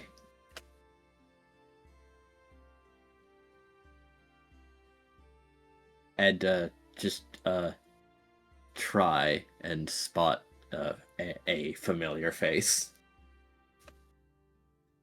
Squirrel is bigger, so he can try and find Squirrel. Well, I will Maybe say it's that if Squirrel's at risk of losing Chomper, he'll take to the air as well.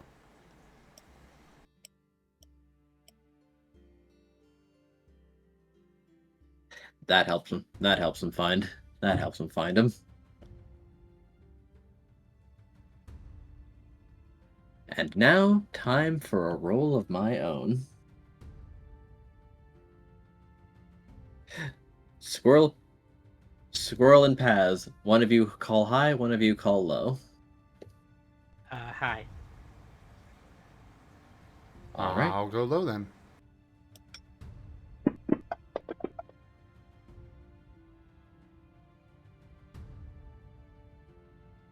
Uh-huh. I'm gonna need something a little bit more decisive than that.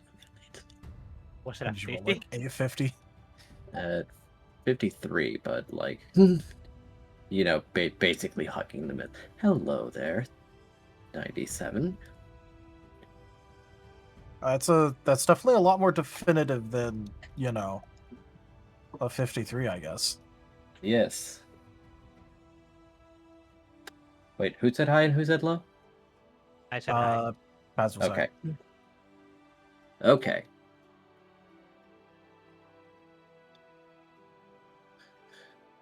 Squirrel, you rejoin with Tatsu, but the small people have gone missing. Damn it.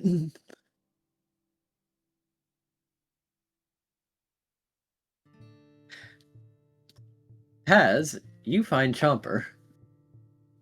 Except you find him in the middle of the activity of rolling the boulder, and he's not really putting a lot of thought into it as he gets rolled down after he keeps trying to push it from the bottom. He's doing the Sisyphus. Yes. Except he tripped a little bit. Really? So he's just pushing a boulder up on a... Okay, wow. I played a game like that recently.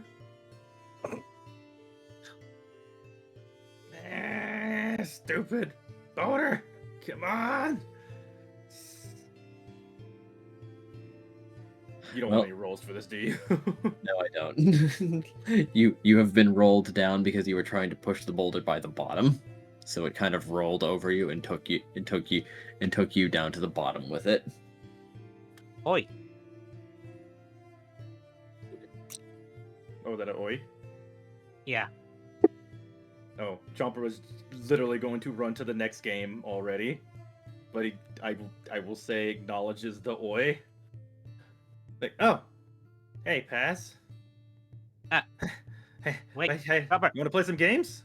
I'm just kind of running off doing some games, and Chomper looks around. Where's Whoa, no. Where's Tatsu and Squirrel? Where's Squirrel and Tatsu? Chomper scratching his head. Not sure. But sure, I'll join you in the games. But Chomper, are you all right? Yeah, I'm fine. I'm all right. I'm great. I'm good. I just won a game, and I just won a game, and I ran off. I didn't even get my prize. Oof. Oh, I should go back and get that. Yeah. I see. Hey, Chomper. Before you go, I think I got something that might cheer you up.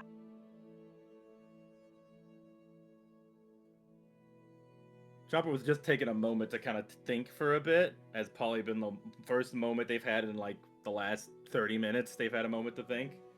But they're fully attention to what you're saying now. What is it? What? Okay, now that Chomper seems to be a bit more calm, Paz is going to rummage through his wardrobe and he's going to produce the headphones. Chomper grabs at them a little too fast. Just grabs them and like checks them and puts them close. Like, what are these? Puts on their ear, presses the button. Do they turn on, Digi? They turn on. Sweet, glorious tunes. You almost feels like Chomper just took a hit of an asthma, of a breathalyzer, like something to help them breathe. An inhaler. An inhaler, yeah. As they just like their temperament completely changes for a moment. That's wow. Their work. Okay. Paz gives a sigh and nods. Oh, okay. That's good. A solid 10 seconds pass. And Chomper takes off one of the ears and now is looking over as they have had a time just to breathe for a moment. Wait. How did you get these? Did Greeves already finish? Paz is going to rub his chin, and he's going to shake his head. Not really, no.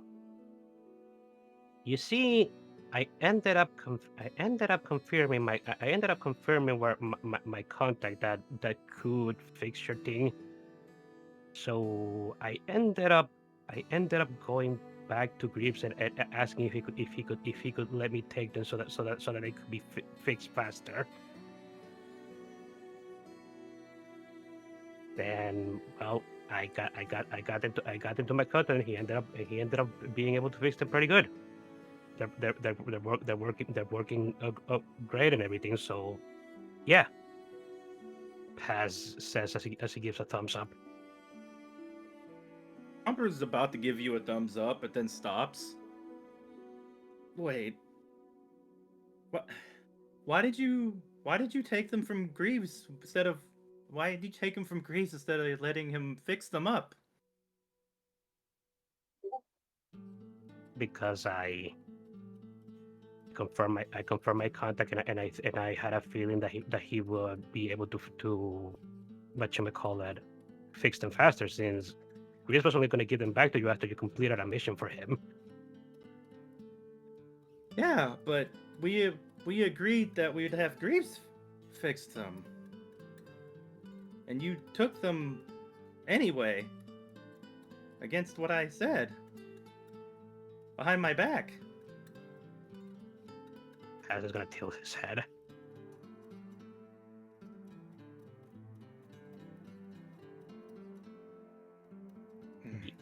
Yeah? Chomper shakes his head. Friends don't do that. That's like when I went behind everyone's back and fought Sigmund, even though he told us not to do that. Except this is my stuff, and I said I wanted Greeves to work on it first, and you were going to get it next, and you did it anyway. Like you don't trust me. Or don't trust anyone. Paz is going to whatchamacallit, fold his arms. Technically, you let me have them first, but then Greeves showed up. Yeah, I did give them to you, and you've kept them in your hand, but I did say I wanted Greeves to work on them first in the end.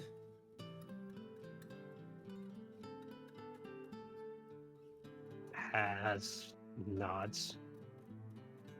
Yeah, yes, you did say that. And you went against it anyway and took him behind my back.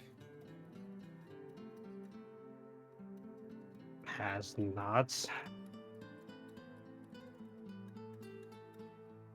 Look, I'm grateful you fixed them, but it's not okay that you took him behind my back even though someone else was gonna fix him. It's not what friends do, okay? Please don't do that again, okay? Has looks a bit dejected and he looks down, but he just gives a nod. Okay. I get what you're saying.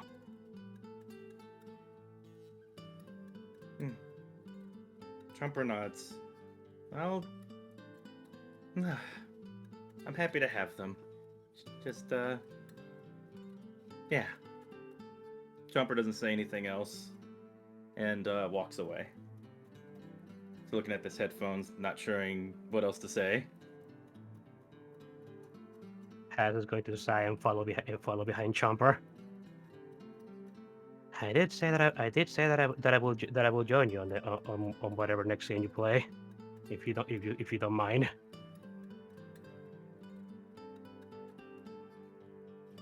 Chomper turns back. Yeah, you can still join. Just be sure to ask me next time, okay?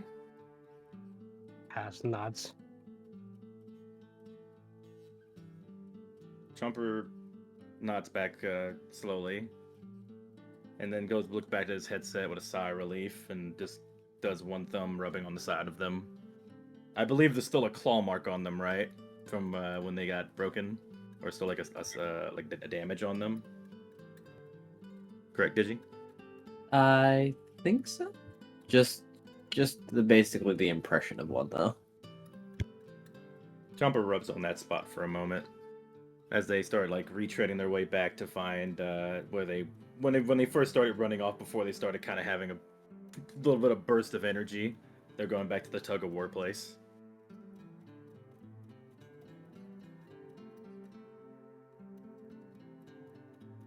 Has is going to follow.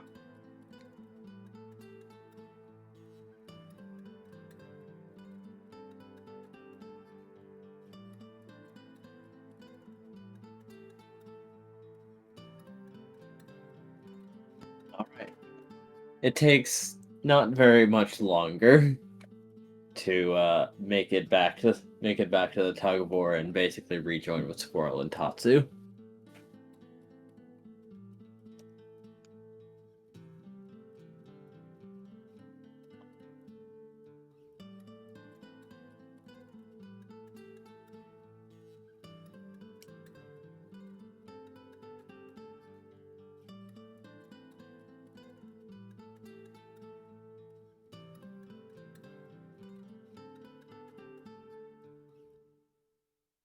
Hey, Squirrel, Tatsu. Sorry I ran off. I was having a bit of a panic.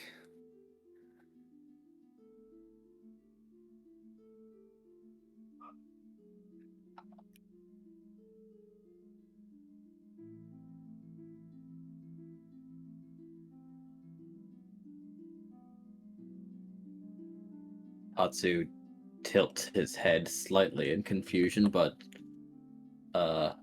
Chomper seems to be at reduced levels of emotion. So good, bad? Question mark. Good.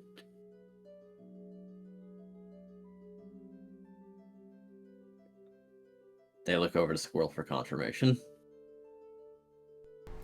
You seem to be doing better. Did you go to Greeves?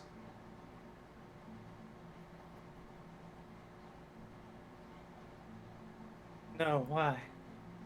You have your headset back. Oh, yeah. Chomper turns over the pass. I hate to say it. but yeah, I got him back. I'm really happy, though Paz may have did a thing behind my back to get them. Actually, I would say it's actually stealing, since it was supposed to be Greaves' thing to fix them, and you went and asked to get them.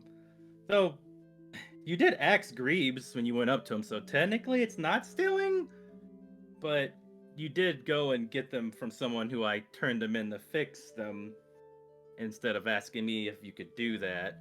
So technically it's stealing? This is a hard situation. All I know It is that sounds you like shouldn't have stealing did to that. me. And stealing from your party is not okay. That's something you all have gotten on me about.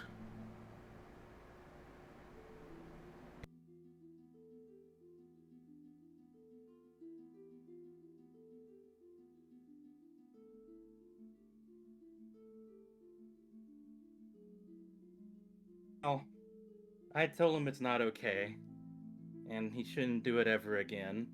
And I don't remember getting onto you myself about stealing. What did you steal?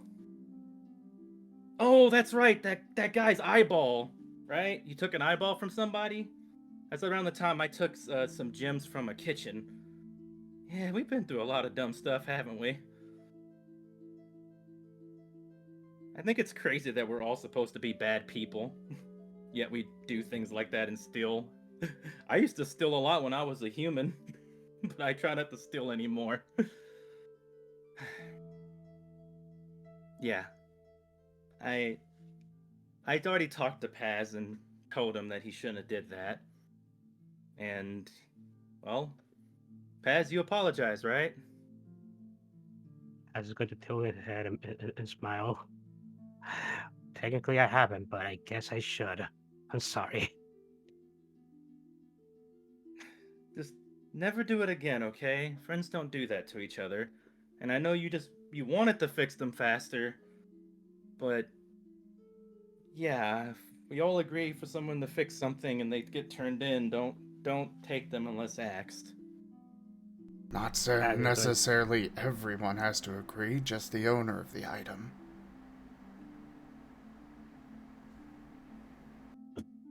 And Squirrel, I don't know if I ever said it, but I'm sorry if I ever, didn't make you feel like things are fair about stealing and stuff, because I know I stole before, and I don't think everybody got onto me as hard as they got onto you.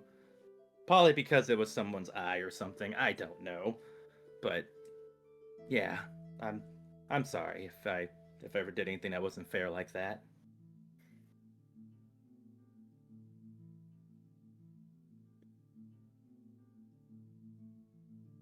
Paz is going to look up at Squirrel. Hmm. You seem rather upset. You seem rather upset about all this as well.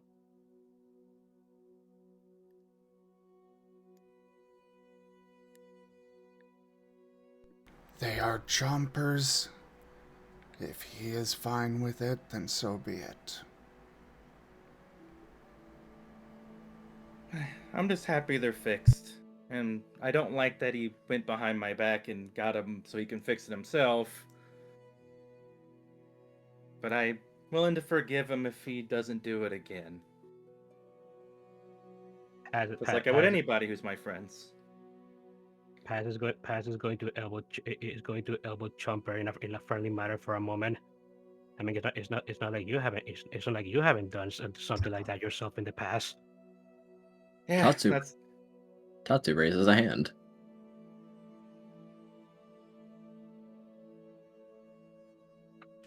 What? Tatsu, you have something to say?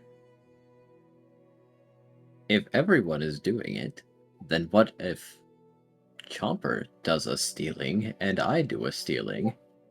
Then everybody has done a stealing and no one will be mad at each other anymore. That's not how it's going to work. No. Chomper lets out a giggle. No, what we're saying is I think all of us have done something in the past, like stealing of some sort by now, and yeah. You don't have to join in though. Stealing's not a good thing. Take it from a past thief. Hey Tatsu, I don't really speak. I don't really speak to you all that often. In fact, I don't even know what you are, but you seem to be learning stuff. Let me give you a very common saying: two wrongs don't make a right. Two wrongs don't make a right. 3 wrongs? Hash shakes his head. 4? Hash shakes his head again. Okay, increasing the number does not change things. Hash nods. Scratches his head. I'm probably not the best person to talk about stealing. I'm usually thinking stealing's okay if you do it for the right reasons or to the people that don't need as much money, like rich people that are usually mean to poor people. But I'm trying to be better for the sake of my friends.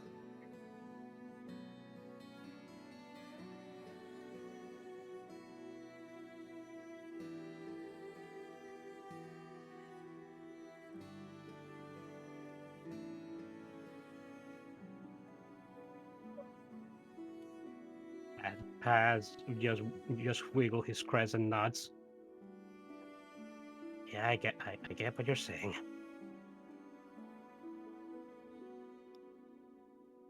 I set out to do something and I just wanted to do it. That's it. That's the best way. That's the best way I can describe how I feel.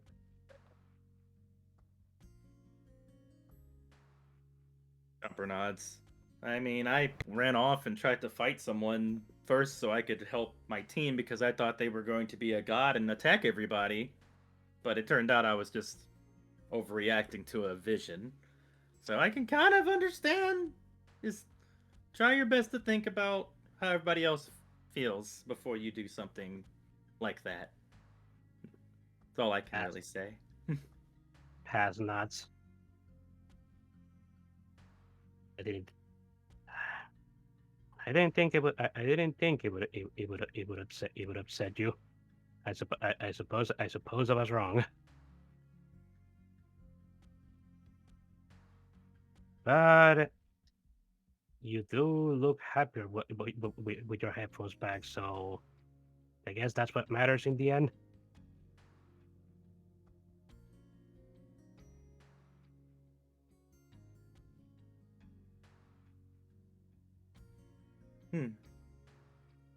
Well, careful.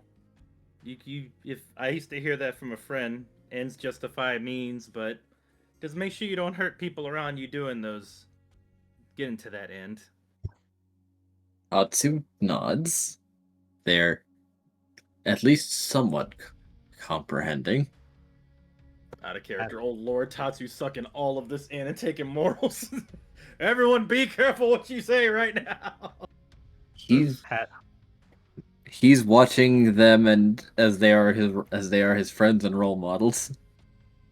Has rubs his chin and nods. Poor Tatsu having this group as role models. Now hold on. They did correct him when he decided if 2 wrongs don't make a right, what if I increase the number of wrongs? No? Okay. I'm just saying in general. That's wrong.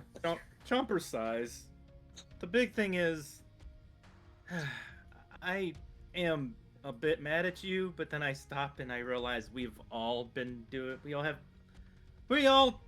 technically are bad people. We all have something in us that's gonna make us kind of bad, and you probably are just doing something that's impulsive that you think is right, and you don't realize that you accidentally did something that could hurt somebody, like going behind someone's back and taking a thing without asking, which is technically stealing.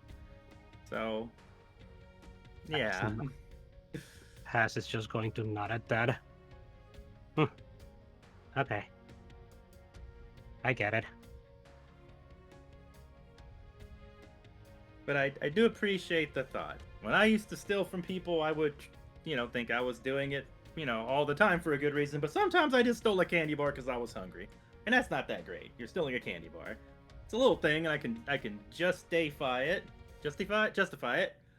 But, it's either to, justify stealing from super rich people and, giving it to all my poor friends. But I think you get what I mean. Sometimes we do bad things, and we can means to an end is good, but you end up hurting people still. Yeah. Chomper looks like they're in thought a little bit about that last one. Something personal.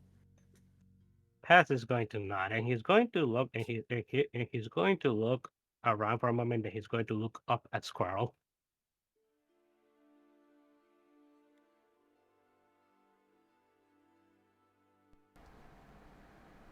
Yes. Do you feel hurt?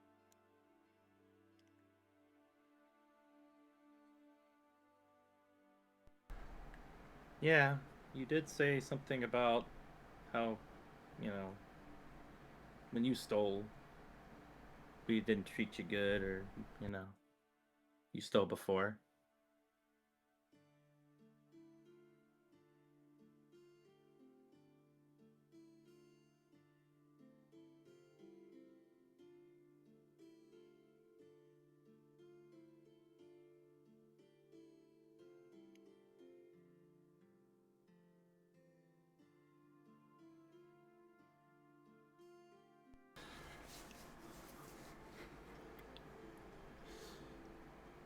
Let's just say that I am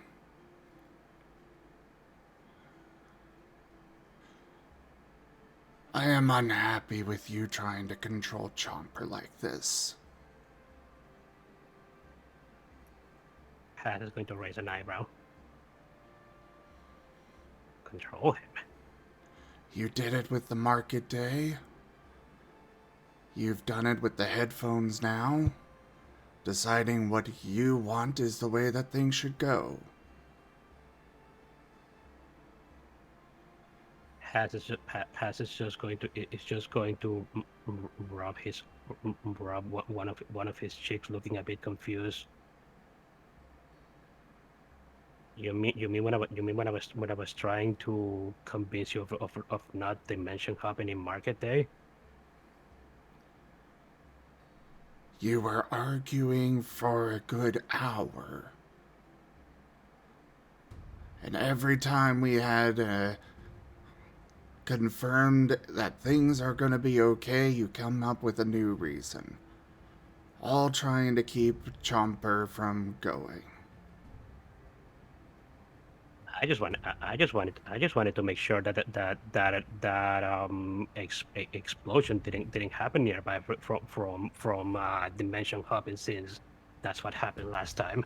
That was not the only thing that you were talking about. And I didn't want to see. This sounds like when he did this with the headphones, he was trying to fix them first and wanted to get them just done. It sounds like he's talking, like doing something to protect me, but doing it in a, his way. Trying to just say, hey, do it safely, do it this way instead. More than just control me, from the sound of it. Was the headphones really controlling me? Paz is going to wiggle his crest.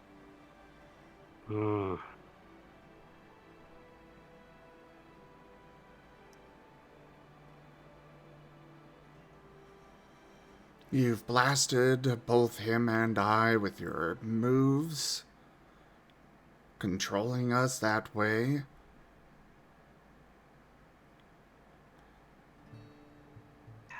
Paz blinks and rubs his cheek as if he's thinking. Oh, you mean when we were just fresh out of coming here? Yeah, you've been doing this from the start. Okay, now yeah, I'm going to be honest. my reason for doing that is because you guys were very, very annoying back then. And we're just causing issues left and right. To be fair, we did run around a lot, like way worse than I just ran around at this fair doing things. You shouldn't shoot people, Paz. I will say that. But I do remember how we used to run around all the time and cause a ruckus. He did harm to us. Paz is going to raise an eyebrow. I did what? You did lethal harm to us.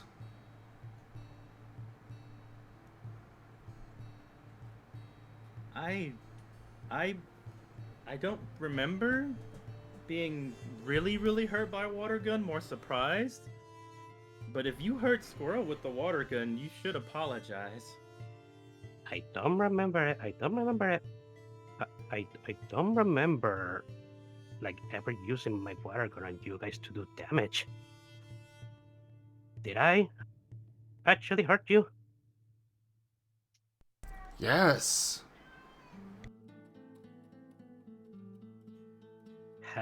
Paz is going to tap his foot as he's just looking annoyed. Well, damn, I'm sorry about that. I guess I can't talk. I've been punched in the face so hard my snoot inverted. Inverted? Yeah, and that's what someone said, inverted.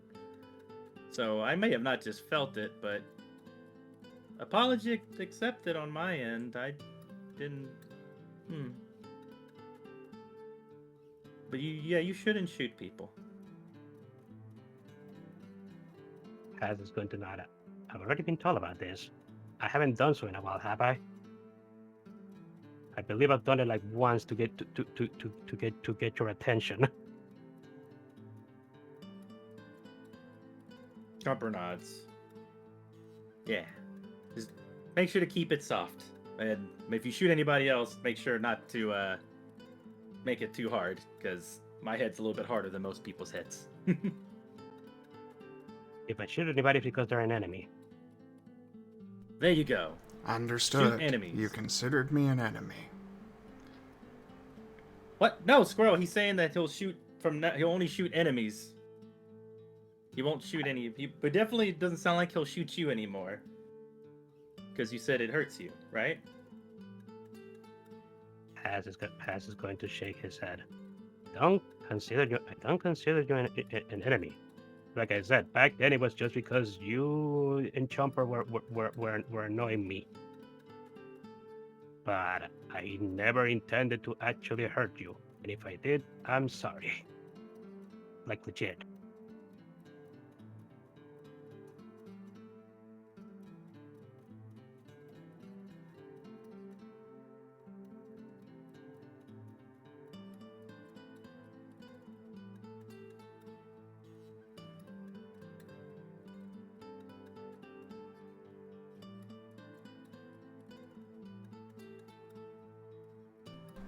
I will accept it. Has nods.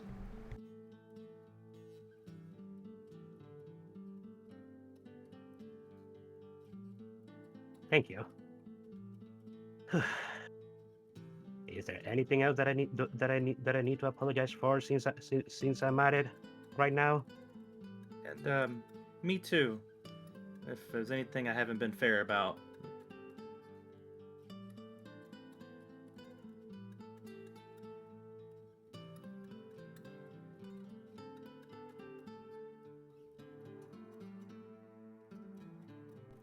I think I'm going to go do some training.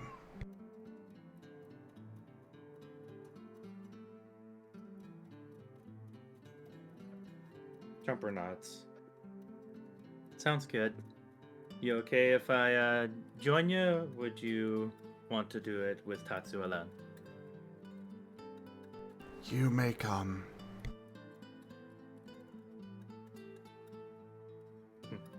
hopefully we can join back up with the team when we start doing the tournament stuff real soon. But yeah, let's get some training in. I mean, with our tournament stuff should be coming pretty soon, so yeah. We've been in the fair pretty long anyways. I want to just listen to my music for a bit and do some light training. I mean, the actual tournament was supposed to start like 10 episodes ago. We could actually skip, like, do a little skip while we go off to this next scene and just say, hey, tournament next. I would be okay with that. Wink, wink, nudge, nudge, digi. Anyway. Oh, it's very funny that you say that because team iteration. It is time for you to report to the arena.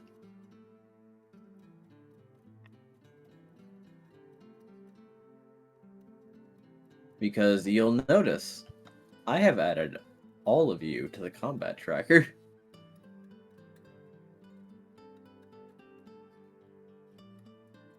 It is time to begin round 1.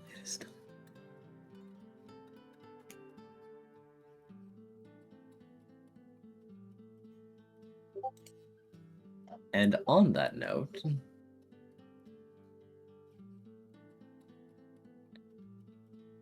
Team Dawnspire, report to the arena.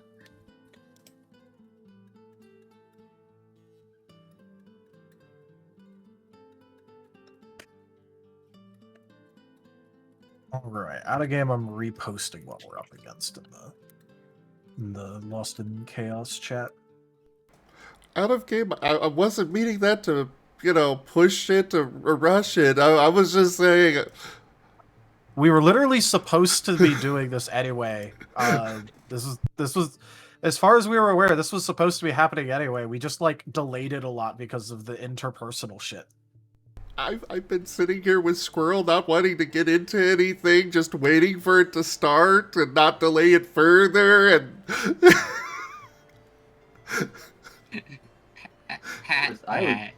I was ready for this to kick off after they delivered the murkrow.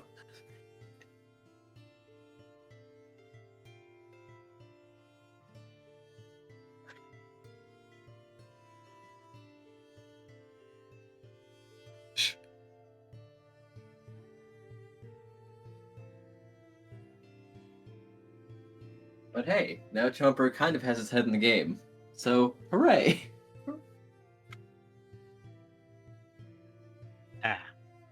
By the way, could you take over playing for me? I'll do it. Yeah, sorry for saying that, but I need to go lie down. I've been having a whatchamacallit lightheadedness this entire time, and I wanted to do this scene before I left. Yeah, you did mention that in chat before we even started. So yeah, go take care of yourself, man. Yeah. I think we should go ahead and call it early, anyways. Oh, we can get to the start of it because we have a map, boys. Well, yeah. Just before the actual combat starts, I'd say we call it, because... Understandable. Especially for a certain bird that used all of their boost die. Oh, Understand. I already said at the beginning that I'm fine using it because Vayne talked forever ago about how he was going to hardcore sandbag in the first few fights anyway. Okay, but I'll see you guys later. Have a good one. See you. Vayne does not need the damn boost die. Also, I have some spare EX ones.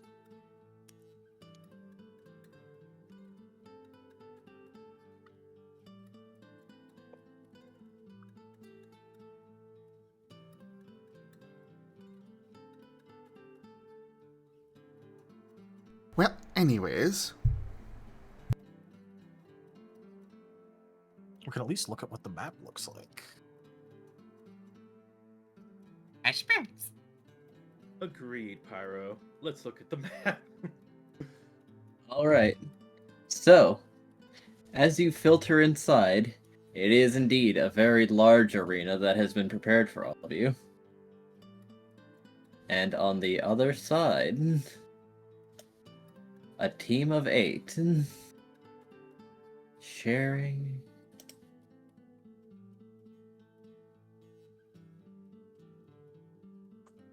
Now I've put approximate locations, but you have the entirety of the right side of the arena within the white line. They have the entirety of the left side of the arena within the white line. You can step inside this. You can step inside the circle, but I assume you see the line that basically divides the arenas. It's a little bit overlaid by the grid, but we can kind of like see where it's at. All right.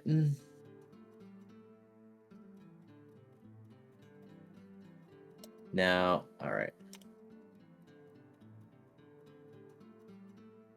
You can move yourselves around as you see fit. And here is your opposing team.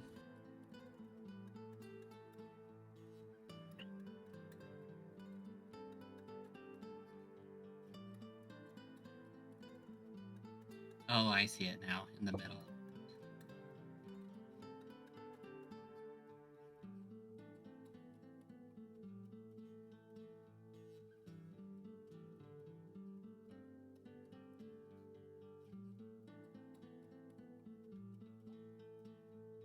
Until combat starts, you may position yourself as you please. Their positions might also change, however. But they seem regardless, we're content probably on this general setup. we're probably gonna do front to back stuff anyway. Yep. Well, also it's helped out by the fact that we have a lot of front/close range people.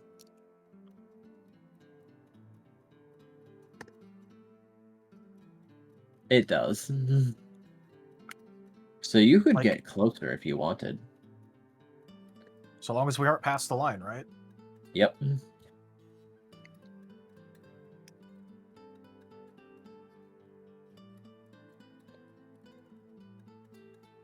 I'll probably just stick Vayne in like a central-ish position.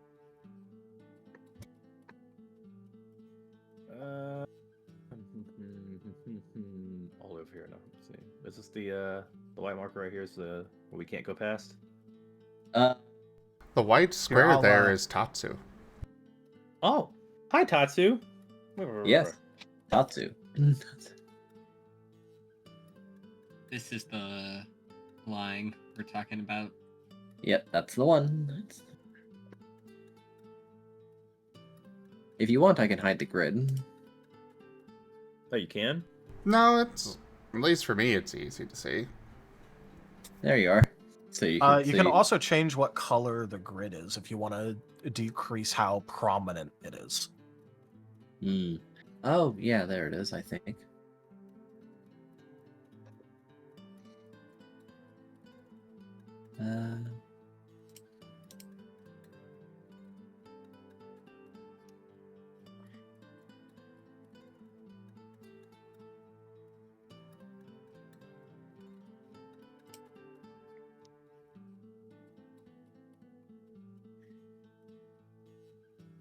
This is an arena. It is.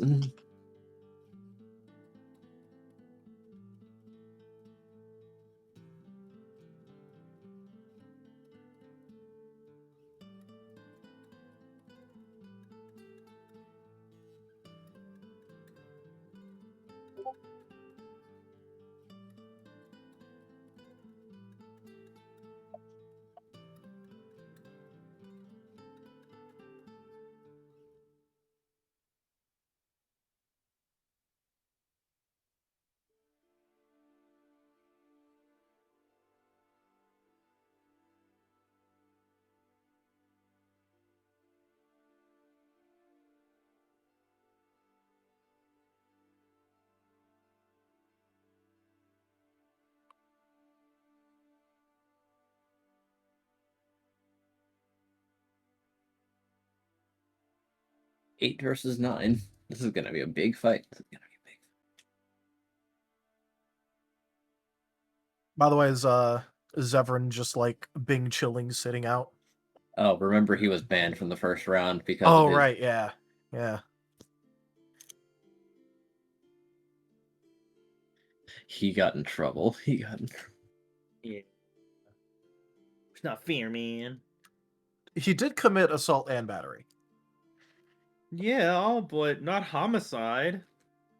Yeah, but it isn't like people actually know that Vane does that. At least people that are in charge. And the people that Fair. know don't really have proof. Bleh.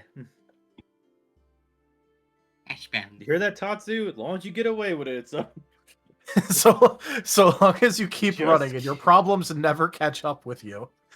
just follow Sonic's example.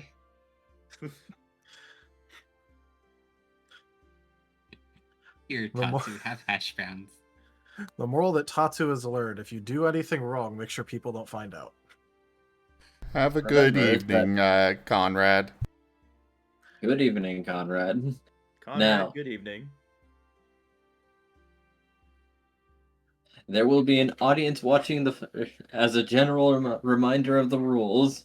Probably said by the announcer. There is an audience watching, so conduct yourself properly, and the group will be disqualified if one of the members inflicts major or lethal injury to someone else. People will be considered out once they reach 0 HP and suffer an injury, and they will be removed if they cannot excuse themselves from the arena. Additional attacks on someone who is out will be taken seriously. People can forfeit at their own discretion if they are feeling overwhelmed or overly daunted, but if there is suspected foul play, it will be investigated. There will be no item usage in this. However, weapons and armors are allowed. Also, as a little bit of a rules reminder, if you only take non-lethal damage, you don't even suffer the actual injury. You just go directly into winded. Oh. Yep. So, if both sides are playing by the rules, we won't even accrue injuries. Huzzah. Yep.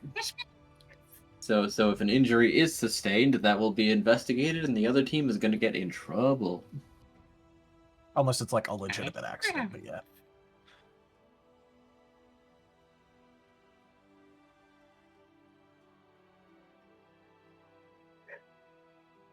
They are allowing the use of weapons, so there is always going to be the risk of minor accidents.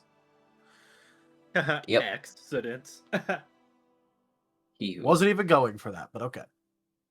Hash browns. That hash brown like hash brown. Stare. Even Pyro didn't like that. Would anyone like to try and look into the audience, or do they not care? Oh, I'll look into the audience. Sure, Chomper's gonna take a perception check or something. By all Searching means, everything. proceed. Gasp. Alright Gosh, then. dang it. Pyro's gonna try and search for hash. Pyro, what is Pyro searching for? You kind of Gonna run broke a before you perception got it check. out. Yeah. Just doing a You regular just had perception check. I've just had hash browns on the mind this entire time. Are you searching hash the browns on the mind? No way. Also, Rex, you're in a little bit of a superposition. Please get into a square. Well, I'm in the middle. Fine. Collapse your superposition. Alright, there. That better? Yes, acceptable. Whoop. Oh, Tatsu. Whoa. Okay. Hey, they're fighters. They're going for it. We switching positions around. I need to reevaluate. You're melee to close range, mid range at best. You can be near the front. I just need an opening. There we go. Tatsu and Squirrel are, tanks. And Chomper's ex-tank battle healer mage, whatever. But yeah, fair.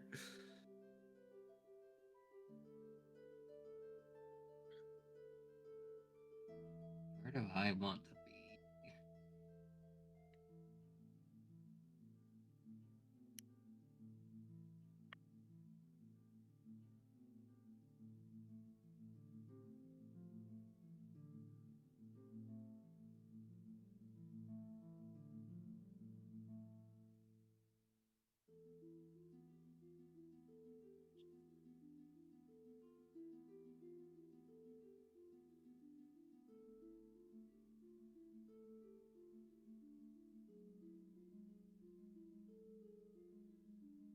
But yeah, Pyro would like to look in the audience. Alrighty, so Chomper and Pyro are looking at the audience. Yep. Let's see. Chomper. You've watched anime before, so you can recognize very deliberately special seats. Oh. The MVPs, the higher ups, or like whatever. Yeah, the special seats.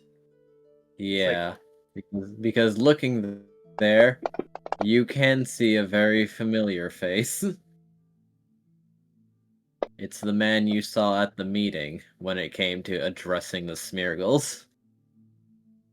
And it's the same man who made the announcement. It's the Guildmaster. Oh, Yeah, that tracks. if we're still in the, are we still in the phase of being able to like talk to each other before we set up? Yeah, no. Hey guys, hey guys. The match has not started yet. Chomper, calm down. You're going to exhaust yourself before this starts. Oh yeah. Hey, see the Guildmaster up there. And Chomper's gonna kind of nudge in the direction.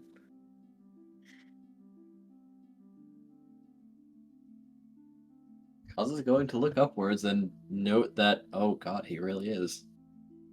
I guess he's taking a lot of interest in this event. Well, if he's going to be taking suggestions from the people who perform well in each event and top each event, he probably wants to get the measure of the people who are actually doing it. Also, this paints him as a much more public and present figure than Culty, considering he's actually here.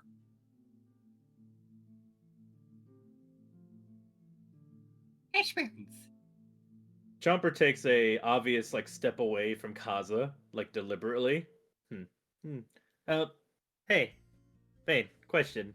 Based on my skill set, where do you think I should go for the best optimal placement for this fight? That depends. Are you going to be trying your hardest, or are you going to be doing the same sort of thing that I'm doing, where I'm going to sandbag quite heavily? Are you hiding things, going all out, somewhere in the middle? First round, are we fighting those guys who broke my headset? No, none of the people who broke your headset are on the other team. Okay, then I can hold back a little bit this time. All right.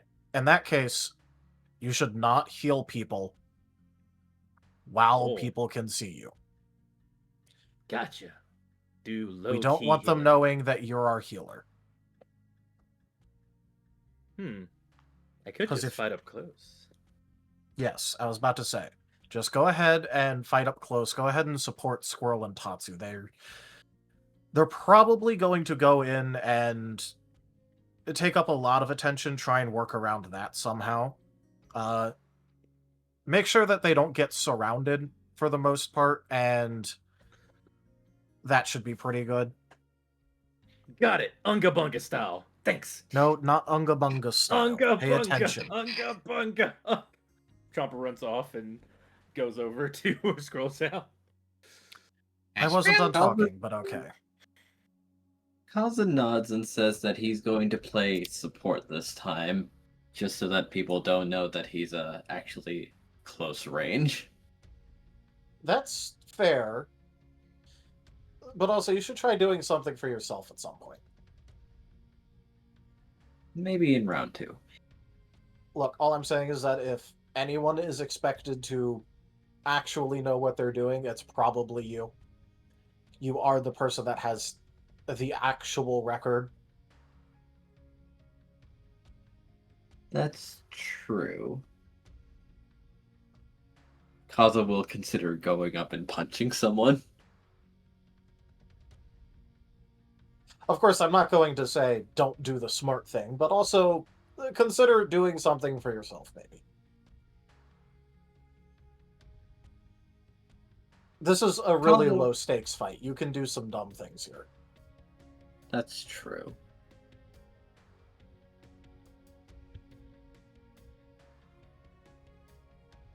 Though he is looking back up at the guildmaster with some interest, and as maybe, what would happen if I tried to synchronize to you?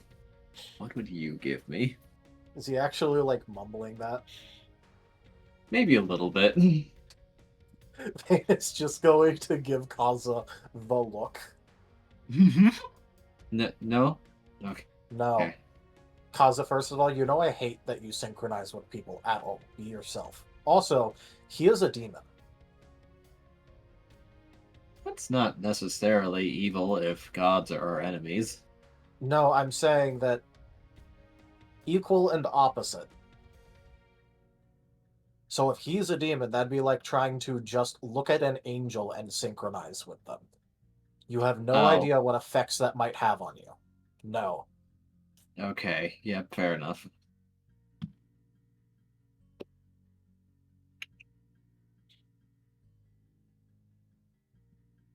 Also, besides, this is potentially your time to show off. At least do it as yourself and not as someone else.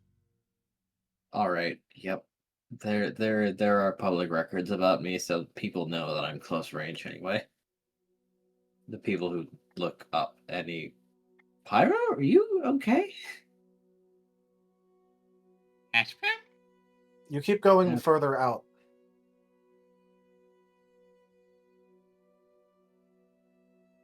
Well, Just wandering off. Well, we've got a lot of space to run around in.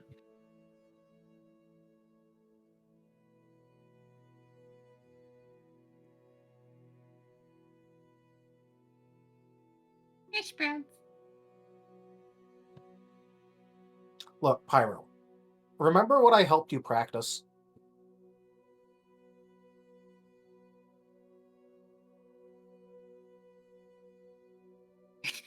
With your teleporting? Hash browns. As he points towards a location. I'm going to give you a little bit of a mission here. Whenever you find out who either their primary leader is or their healers, go ahead and prep yourself and teleport in to disrupt them. If they start to respond appropriately, teleport out of there. Hash browns. He gives like a salute.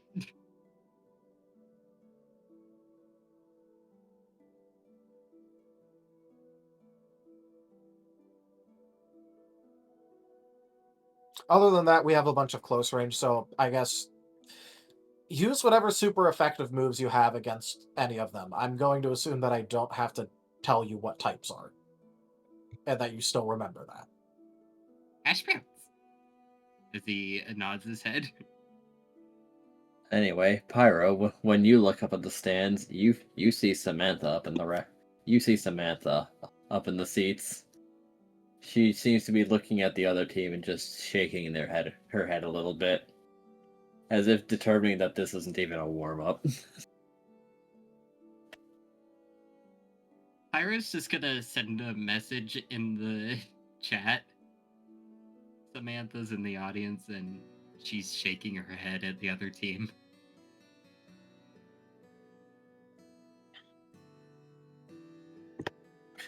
They'll could just probably message take back saying, that makes sense. If it wasn't for our horrible teamwork, we probably would have been put a bracket up.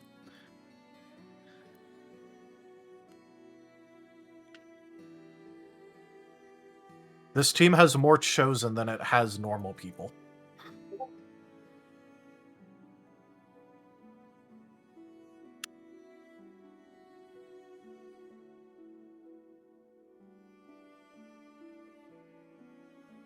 Hash browns.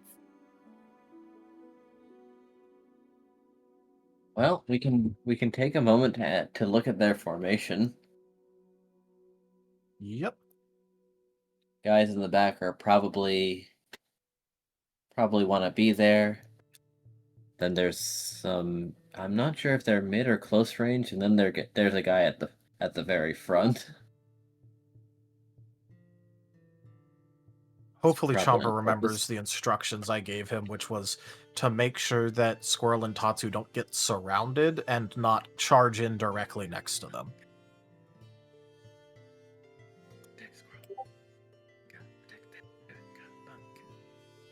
Because if they all just run in, the other side of their formation is going to just surround them.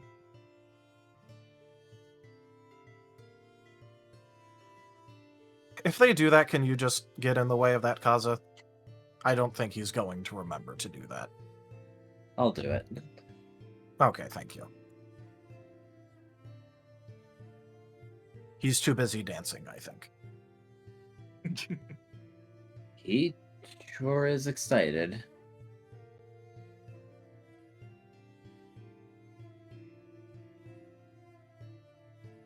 Either way, I'm going to try and make myself look appropriately weak. Mostly so that way they invest a lot of resources into trying to get to me next, whichever team we fight next. To try and secure a numbers advantage? That, and also because I've very publicly been the only person giving instructions to anyone here. Oh, right. Chomper, So, if I just look like a weak leader that isn't too good at fighting himself, they're going to try gunning for me, and that isn't a good decision. Especially considering it's going to result in them, not focusing on those guys up front.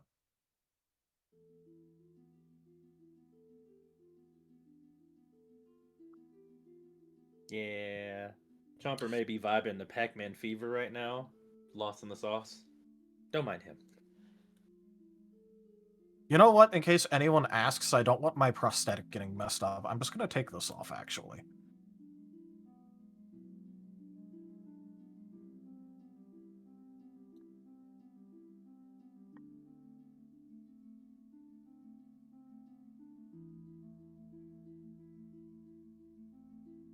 And Vade's just going to actually just get rid of his leg. He's going to put it in his wonder bag. I didn't exactly anticipate it being removable, but okay. Cool. I mean, is Put it a not chainsaw there. removable? Most Squirrel- prosthetics have like an attachment point. Yeah. Well, yeah, but Squirrel was specifically like fusing it into your body with your aura and stuff. Oh, okay. I thought it still had an attachment point. If it doesn't, then that's fine. Either way, Squirrel made it very sturdy. Well, yeah, he just wanted to look weaker. And so if he looks like, the guy who isn't that good at fighting is giving out orders and is missing a limb, then they're going to try taking a swing at him. It's Yeah, but closer such a huge- to the, what was the term? Iron Mail, I think? From Full Metal Alchemist? Yeah. Ooh, That's what I had in mind. cool. Except maybe not Also, I quite think as you're talking painful. about Automail, that's right. Except not quite as painful as to attach, because, aura and whatnot, but, yeah. It's... It ain't exactly like you're splicing nerves together, yeah. Yeah. But it's not exactly something you just, detach. Okay. I didn't know that it wasn't attachable. I didn't know you would want to detach it.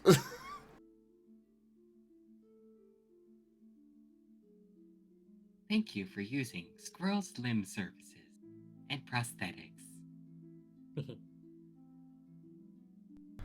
Don't worry, Pyro. when you finally burst from eating too many hash browns, Squirrel will make a new prosthetic stomach for you.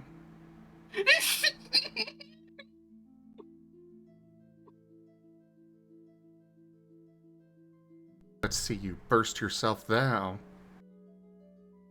It's fine. Vane will just use magic to, like, put it in a pocket dimension or something eventually, or some other sufficiently magical solution. Until then, he could just, like, you know, put a covering over it once he makes one.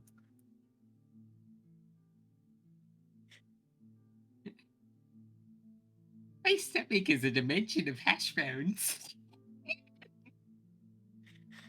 Yeah, if you keep eating all those hash browns, your character's dimension is going to be that of a hash brown in shape. Be square pyro. Awesome. Well, shall we?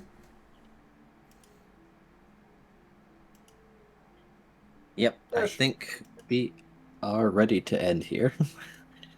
Unless we anyone end it? wants to do any last-minute thing.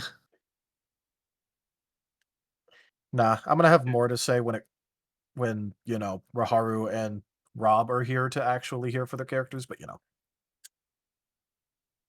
I'm good. And then All ex- I'm going. I was gonna say, then the stands explode and the random explosions pop everywhere, and suddenly cliffhanger. No. Oh, that'll be for the start of next session. After all, it'll just be it's just a few little poppers. It's just we only reached tier 1. There's not Only a like little bit of sparklers. real bombs. There's definitely no one out here doing funny things. Oh. Oh, actually, if we are ending it. Next one is about, Alright. like 10 away. I'll just pay the 10. I'll at least get this to tier 2. Oh god, this is It's like Well, 10 bucks. thank you everybody for joining us so far on the stream today. Thank you for the tip towel. Taldarius tipped $10. Check out our website, zgfgaming.com. We've got links for our Discord, Telegram, Mastodon, Blue Sky, Patreon, and more. They're on the website as well as down in the description below through our link tree. Thank you to my patrons, tippers, and subscribers. It is your support that keeps this channel alive and going. I cannot do this without your guys' help and your support, so thank you. Consider becoming a patron over at patreon.com/zgfgaming. It's one of the best ways to support the channel, though you can also do so by sharing the stream around, using our Humble Bundle partner link, grabbing merch over at zgfgaming.store, or just coming by and hanging out. But for now, thank you so much for joining. Don't forget to check out our Scar system, and I bid you all the most fondest adieu. Bye-bye. Hash browns.